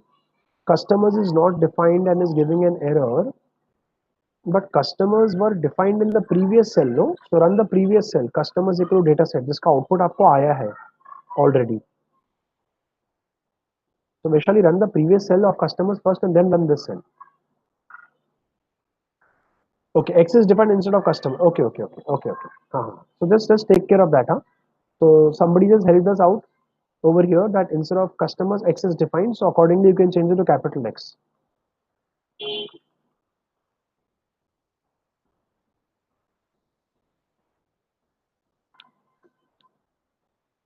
Okay, Pooja is given a very important message to the class. Friends, look at Pooja's chat.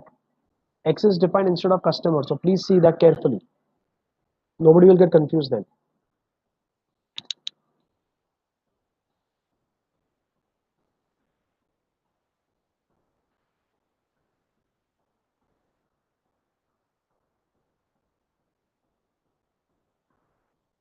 Right.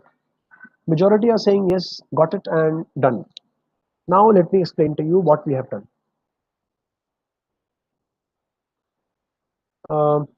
Okay. Before I attempt to explain you, see, because the important point is that let me get this graph also with you. Okay, just have a look at this. Just run the below code, visualizing the elbow method, or rather visualizing the elbow. It's not elbow method, it's visualizing the elbow. Imagine your hand, so elbow where it comes. Visualizing the elbow to get the optimal value of, or the best value of the k, where k is the number of clusters.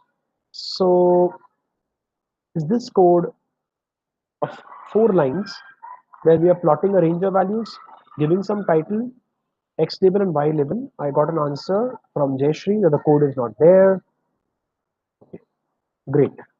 Thank you, Jayashree. The code comes your way.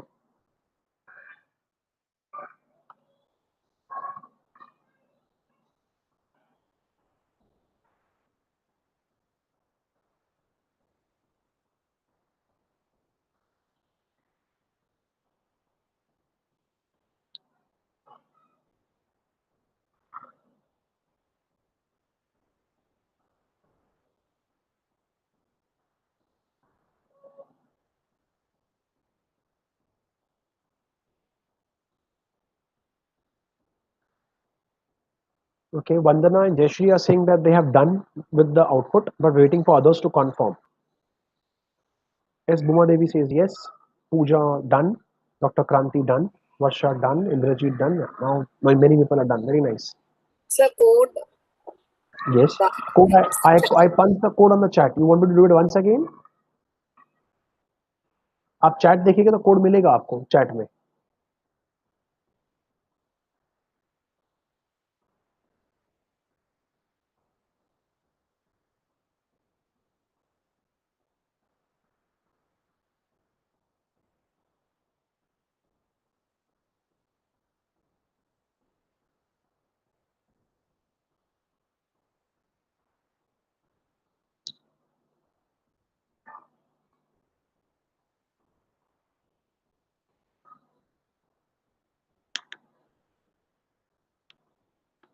Okay. So I think majority people have got the plot. Okay. If anybody has not got the plot, you can please raise your query on the chat. Because without the plot, if you don't have the plot, then it is very difficult for you to. You can see my screen, but then you will not be able to see yourself how your elbow is coming. Okay. Now let us, with little patience, understand what are we plotting in the graph.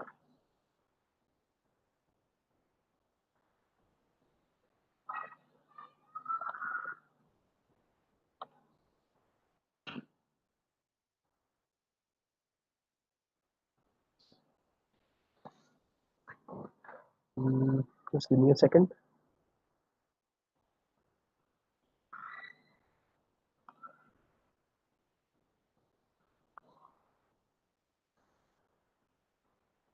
Okay. So now let me look on one-on-one with respect to this plot. So this is your plot here and this is your whiteboard here. If I notice, as the value of number of clusters, See, initially the number of cluster was selected as 1. If I choose one cluster, I get the highest amount of error. This error is measured as WCSS. So SS stands for sum of squares. C stands for centroid. So W is just a collection. So it's just a collection of the sum of squares with respect to the centroid. Now, what does it mean? Okay, imagine that for these 200 points, you choose that all of them should be in one single cluster. Imagine that all the points should be in one single cluster. You can imagine how big the cluster, how big the circle would be. Somebody's audio is on by mistake. Please check.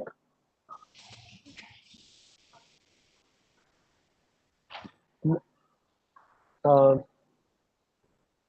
somebody's audio is on. Please check. Yeah. So, friends, now these are some large points, very distant apart from the cluster, because you just have all 200 points in one single cluster. Some will be very close. Some points are going to be very far off. Now, what we do is we just measure the distance between the centroid and every point. You measure the Euclidean distance. Now these distances could be negative as well as positive, because some points are above the centroid. This is the centroid C. Some points are above the centroid and some points are below the centroid, isn't it? Some points are above and some points are below the centroid. Now, because some points are above and some points are below the centroid, it's very natural, no? If I measure the distance, one of them will have to be attributed either as positive or negative. Hai na? So if you say point minus centroid, then this is going to be positive. But if you maintain this ideology that I will measure the distance as point minus centroid, and this is going to give you positive. But if you maintain the same idea, you cannot change here, no? You have to maintain the same technique. So point minus centroid in this case is definitely going to be negative. कोई doubt नहीं है इसमें. So I really cannot add them, because I've got some deltas, some differences which are positive and some delta which are going to be negative. So I can't add them. This is the basic rule of maths. This rule of maths was also seen in linear regression. That if some deltas are positive, some deltas are negative, you should not add them as it is. You should take a square. Interesting. And then take a summation of it. So you get sum of squares with respect to the centroid. And you're weighing them together. So weighted centroid sum of squares. This is the reason the full form came out, WCSS. You found sum of squares with respect to the centroid, weighted them together. You put them together, weight them together. Okay, cool. So how you put them together? In a list. Interesting. So I noticed that when my cluster went from 1, near value 1, तो कोई clustering हुआ ही नहीं ना, actually speaking.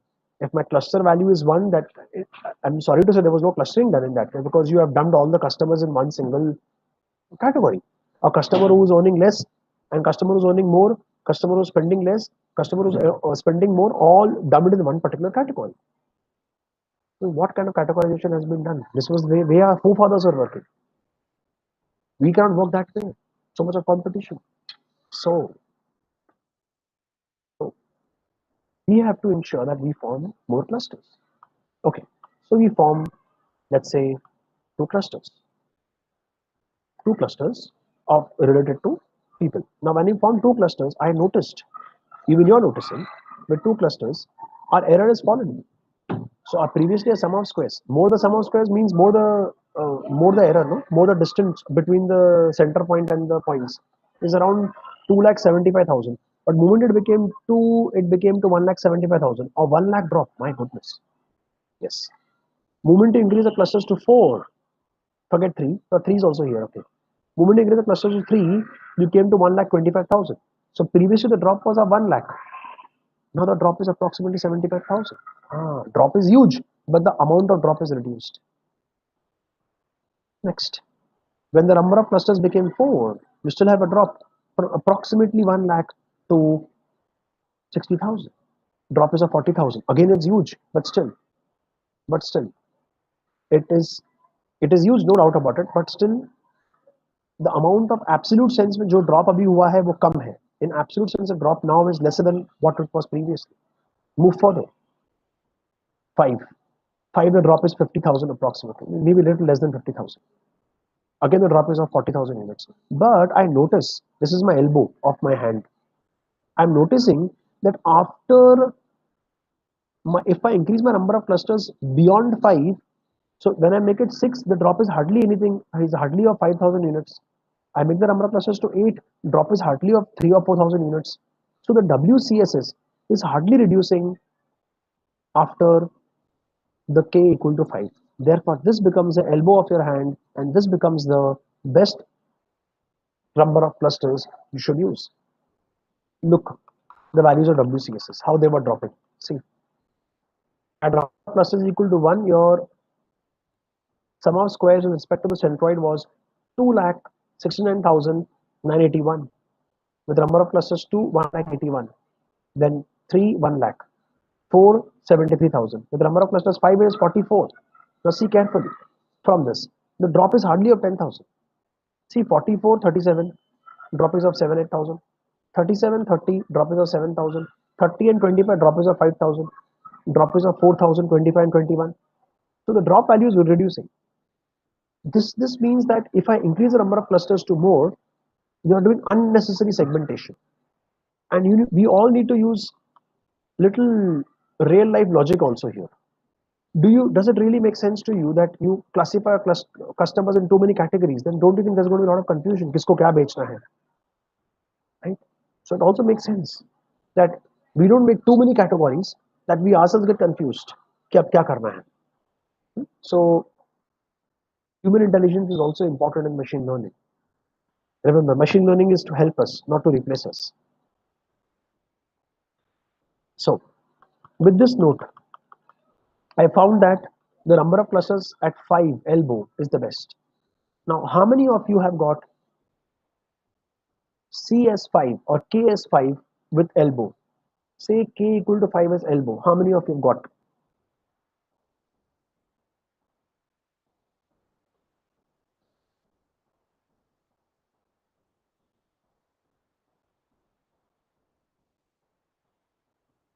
Fantastic. So a lot of people to support my answer. Majority of you all will get the same graph, the same answers. Why? Because we have the same data. We have plotted it in the right way, so we are going to get the same answer. So now we all at a common platform that if you zoom out this curve, zoom करने की जरूरत नहीं पड़ी, it was quite clear. Then you will see the last elbow. There are two elbows coming, no? One is a minor elbow, other is a major elbow. Why do you say minor, major? So the last elbow is called as a major elbow, in short, simple. After this major elbow, you will notice the hand goes quite smooth. This is not having any elbow effect that way. So after the last elbow, I notice the value of K is equal to 5. No matter what range we select, even if you want to select 1,21, you shouldn't usually, because usually the number of clusters is between 1 and 10, or rather is between 2 and 10. 2 clusters minimum, 10 clusters maximum. Nobody goes beyond it. But still, in problems which could have more cases, specifically medical cases. Imagine the medical cases. You don't know that virus could take how many forms. Like for example, if you have read the Kaggle case study of the COVID, which came in September, which many people, thousands of people like me, not thousands, I think lakhs of people like me all over the world would have participated in that competitive hackathon, you can say. So we realized that the data that is given to us, and it was directly sourced from WHO, we noticed that the COVID viruses are polymorphic. So there were so many that none of us got good accuracy. Some people from Russia got it. They're like BAP programmers. We at least at my level of experience of 3 years of work purely on coding on data science and machine learning, I even couldn't understand their code. Forget getting their answers. I couldn't understand how they're coded also. So they have coded in a completely different way. So Russian programmers are far above the world rankings when it comes to the way of their pattern of logical thinking. But if you can't compare Indian students with them, Indian students even of IIT Bombay CS will go Dudh Company in front of them. They are very good. Any which ways, coming back to the topic. So even if I choose a higher value of elbow, I would realize that I'll get the same answer. If you wish, you can try that. You can multitask, you can try that. Okay, now what do I see next? So I thought of making my k-means model. Now rightfully with number of clusters is 5 because I found that 5 is the best clustering on my given data. Remember, whenever data is given to you for clustering, please first apply the elbow method and then only go to make a k-means algo for number of clusters. Okay. Can you all verify and tell me, is this particular code of number of clusters 5 and random state equal to 0 there with you or not? Okay. Indrajit and Dr. Pushpa and Apeksha has confirmed. Thank you. The code is there. So I am making this algo and doing fit and predict over the customers. So customer segmentation would have got done. And the customer segmentation information is come in YK means. That means which customer will be put in cluster 0, which customer will be put in cluster 1. That information is there in YK means. Where could I deploy this model in production? Imagine, where could I deploy this model? Now, how and where we will deploy this model in production depends on what tool we are using. By the way, this use case which I have handled today is very common in the BFS industry, banking and financial sector.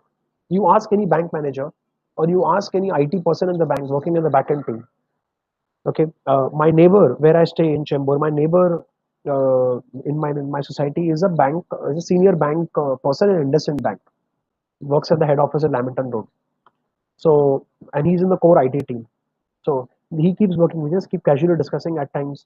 So he keeps working on all this stuff most of the time that way for customer segmentation, and they make the models and customer segmentation because they have data for all the branches, all the bank branches of all India and all over the world.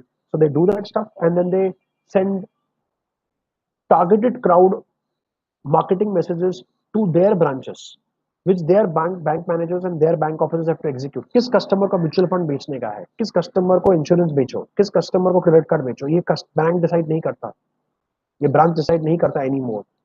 For last 2-3 years, IndusInd Bank is the last bank to do it. In fact, ICCI, HDFC, Kotak were forefront to do it 2 years, 3 years, 4 years back itself. So your AI model of customer segmentation decides what to pitch whom. Now, without getting into much of this coding, this code you may find a little complex, but what I'm trying to do is, I'm trying to do a scatter plot, picking data from customers. So y k means equal to 0 means I'm looking at the 0th cluster and I'm picking only the x coordinate. The 0 means only the x coordinate. Y k means equal to 0 means I'm picking the 0th cluster points, because see, in y k means I have got my points categorized in 5 classes. My points are categorized in 5 classes. So I can say that this is class 0, this is class 1, 2, 3, and 4. I'm just imagining this is 0, 1, 2, 3, 4. It may not be in that sequence. So all the points here is what I'm picking up by writing this. Yk means equal to 0. I'm putting a condition. Then I'm picking up all the coordinates of the 0th, and whenever you write coordinate of any point, it is always written as x comma y. So that means the 0th column points are going to be the x value and the first column point are going to be the y values. So you pick up these points here, okay, and I have given some parameters, s equal to 100, c equal to red, label equal to cluster 1. Now, after plotting my 5 clusters, I know you will say what you will ask me what is s. I'll tell you, don't worry, give me a little time, I'll tell you what s is. Okay, then after plotting my 5 cluster points, which will come in 5 different colors, as you could see here, So I've got, forget about this yellow point. Don't look at the yellow point. I've got this cluster in blue, this cluster of light blue points, this cluster of dark blue points, dark green, red, and pink, or I don't know what is purplish or purplish pink color. Now, imagine that why these dots have come in a particular size. That is what S is. S here means 100 is a size which I've given to every dot that is coming up. This is the size points. Okay, so I'll make the size 50 for all. I wish to run this cell. Have I run the previous cell? No, I haven't. Let me run this cell and then this cell.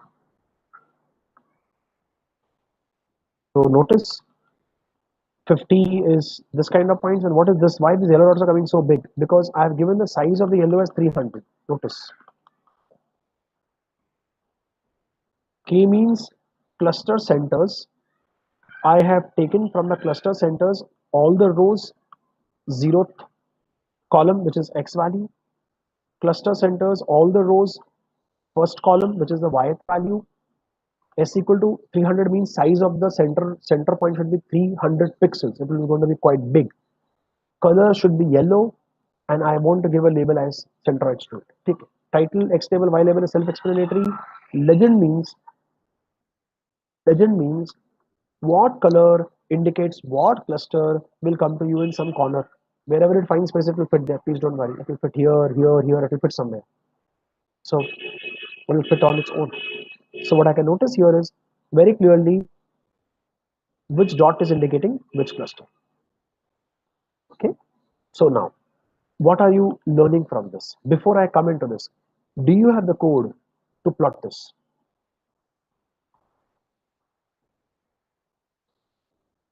Indrajit said yes. So Indrajit, also answer my question on the chat. Output आया आपको? Did you get the same output like this? The way I'm getting colors will be different here, and that's okay. Okay, fine. Output is same. Now what have you understood of this? Okay, let me go full screen to explain this. What have you understood? Cluster 1 is red color. I'm talking only of two clusters, huh? There are cluster 1 and cluster 2. Rest, I'm sure you can interpret yourself. Cluster 1, where is it coming? It's coming somewhere in the center. That means these category of people are earning midway between 40 and $70,000 a year, and they're also spending midway. They're like mid earners, mid spenders. Good people, mid earners, mid spenders. Good for the economy. Cluster 2 is blue color. Cluster 2 is blue color. Dark blue color, upper wala. This is cluster 2. See, dark blue color, cluster 2. Cluster 2 are good for the economy, but bad for themselves. They are high spending scores. They spend a lot. How much ever they earn, they spend it. But they are low earners. They are low earners and high spenders. Okay, so these people are usually given a term called spend thrift. मतलब वो पैसा बचाते नहीं है. If they get 10 rupees in hand, they will spend 9 rupees in come. That is the cluster 2. You wanted to launch a new launch of products, no? You wanted to launch a new launch of products, no, for your store. Cluster 3, green color is your target audience. Why? See where the green color is coming. See for yourself. See where the green color is coming. Cluster 3. Green color people are those people who are earning a lot, but they're also spending a lot. They're earning a lot, they're spending a lot. These are the people whom you should target your products.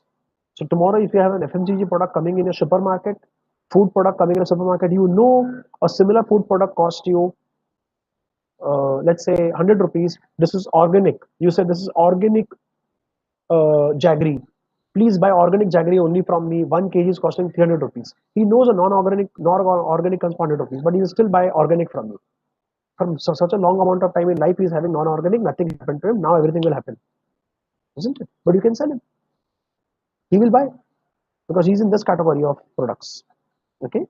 So I hope you've understood how customer segmentation is done and how we target and how the banks target us, how Amazon targets us, or how these Swiggies and big baskets target us. I hope this small case study gives you a clarity. Remember, the pipeline is going to remain the same. Pipeline means my steps are going to remain the same. Only data will change. That's it. Everything else remain the same. Okay. So, can we have a quick one line or one word feedback? Did you like the case study which we have selected for today? Did you like it? Sir, Yes. Yes, I Apeksha. only Please tell me. two colors. My code has gone wrong somewhere. Okay. So because of X, I replaced it with customers, but I am only getting two colors. So I don't know where I'm going wrong with the code. No, it will be impossible to tell you where you're going wrong without looking at your code. What you can do exactly is, You otherwise speak the code, otherwise I'll paste it as it is. That's okay. But then I'm talking to Dr. Pushpa, no? I believe I'm right, Dr. Pushpa. Yes, yeah, So Dr. Pushpa, you have to just take care that you also have customers written above, because if it is somewhere X, somewhere customer, then there will be mess. I have written everywhere customers. I have replaced X with customers. Maybe indenting problem have taken No, or indenting problem होगा तो code run नहीं करेगा, Dr. Pushpa. If the code is running and getting two color colors, or red color आया मेरा. I it got means your two K means is points. 2. Hold on. It means your K means is 2. हाँ. Your selected K means is 2. You have to select a K means or number of clusters is 5. Okay. Maybe. Right. Yes. Right, sir. Thank you. Yes. Okay, so I have got opinions of people. Jayashri is having this question: can we limit data in one cluster? No. Jayashri, we cannot. We have to leave the clustering algo loose on its own to find the best possible points on it. Any other questions? Please ask. Don't worry. We have. We can extend the lecture by a few minutes. I have taken 5 only there. K n clusters equal to 5, random state equal to 0. Then we have made means model dot fit predict customers. Then I have same executed this code only. So still I will just again. It is still giving you only 2 colors. Yes. Once again I will just mute my.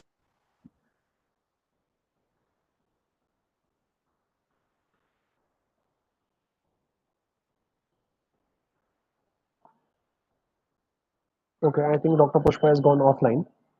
I don't hear her. Okay. So Jayashri has next. No, I didn't watch offline. I was just checking out for again. I got 2 colors only. So once again.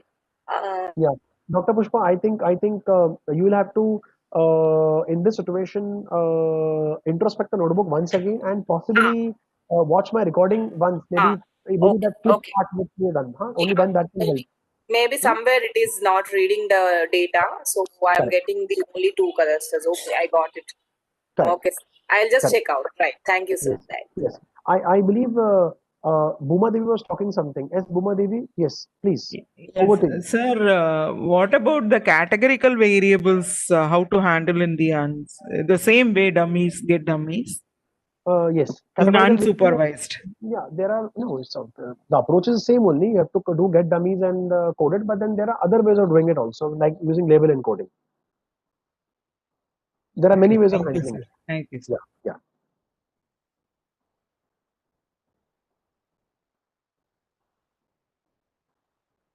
Yes, I'm waiting for other doubts. Okay, now I'll take up doubts from the chat. Jayashri is asking, can we limit it to one cluster? No. Can we list the outliers? No, there are no outliers in clustering. Jayashri, no outliers in clustering. Everything is welcome. सब चीज वो ले लेते हैं अपने अंदर. Varsha says only 2 dimensions based clustering. Yes, Varsha, you're right. Clustering, K-means clustering is only 2 dimensions. It cannot work on more than that. It will only work on 2 dimensions only. So before you select the 2 dimensions, we have to do a little hard work. Maybe apply PCA. Okay, one of the approaches, or apply LDA, another approach to find, sorry, not LDA, LSA, sorry, LSA or PCA, mostly PCA, to find the 2 principal components out of the many and then give it to the K-means cluster.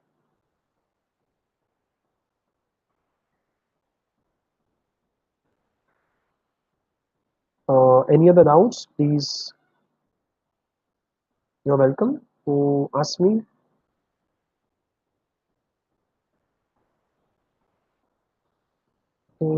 Apeksha says, want to work on unclean real world data so we can apply the techniques of data pro 3. That is there in the FDP3, Apeksha. It's there in FDP3. We have to go topic wise, no? Okay, Vaishali has this question while implementing. While I'm reading something, it just scrolls up. While implementing logistic regression, I got the warning.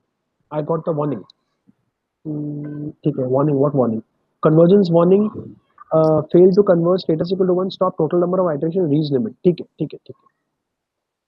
Okay. So see, when we're doing logistic regression, no. Your basic funda is actually to find the best separating line, and then it finds the best classes. But at times the nature of data is such that it is not able to distinguish the points because of the fact that the points are giving the same amount of error in both the classes. So that is a situation where we get this kind of an error, where because it has a maximum number of limitations as 100, it won't check. Logistic regression will not check beyond 100 times. So the way how you did clustering right now कि आपने centroid find किया, फिर आपने distance find किया respect to centroid, यही तरीके से Vaishali your classification algorithms internally actually work. But then point is that it cannot go beyond 100 iterations. If it touches 100 and doesn't find a suitable answer given to a given threshold value, then this is a kind of error which it says. Yeah. So any other questions in your heart and mind, please throw it to me.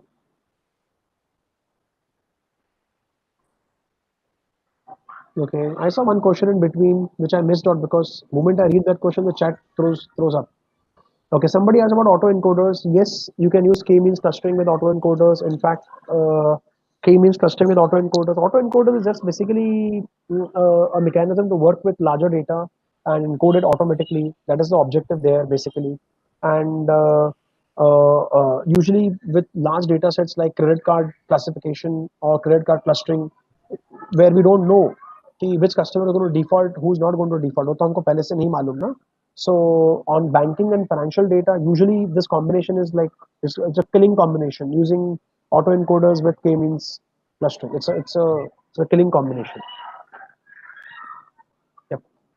So as Bhuma Devi, you have kept your audio on. You would like to tell me something? No? Okay. Yeah, sure. So from my side, it's over. Friends, I have answered all the queries also. So I give the control down to the team on the other side, organizing team. Thank you.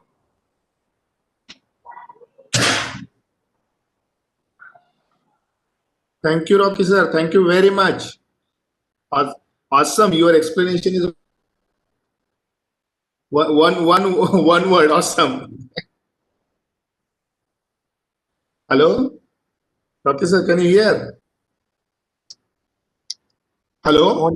Yeah, I was on mute, sir. I'm sorry. I was on mute. Okay. Right. So, I actually I was very impressed with the way you handle the chat box. You know, chat box and your paint and your collab. This is the 5th week of STTP or FDP I'm handling actually. First one was on VLSI, then 2 weeks FDP, one for machine learning. Then again next week was on VLSI. Now this is the 5th week going on continuously. But I have not seen any resource person handling the chat box and the paint and the resources the way you handle actually. But it was very impressive, very nice. Thank you, sir. This is very good, and that's the actually the way to learn other than the k-means algorithm. Very nicely said. Right. And I have noted your one of the important statement today also. That is human intelligence is more in machine learning. Yes, absolutely, sir. Because we are creating them. They shouldn't replace us at any point of time. Yes. So thank you very much. And participants will meet tomorrow morning 10 a.m. again. And Rocky sir will be there with us tomorrow evening also. Right. And so tomorrow evening is going to be deployment part. So that's going to be very exciting. But majority will not be able to execute with me, but what they see is going to be some real life example of deploying the model. Okay. Right. Yeah. Thank you. Thanks everyone. Thank you.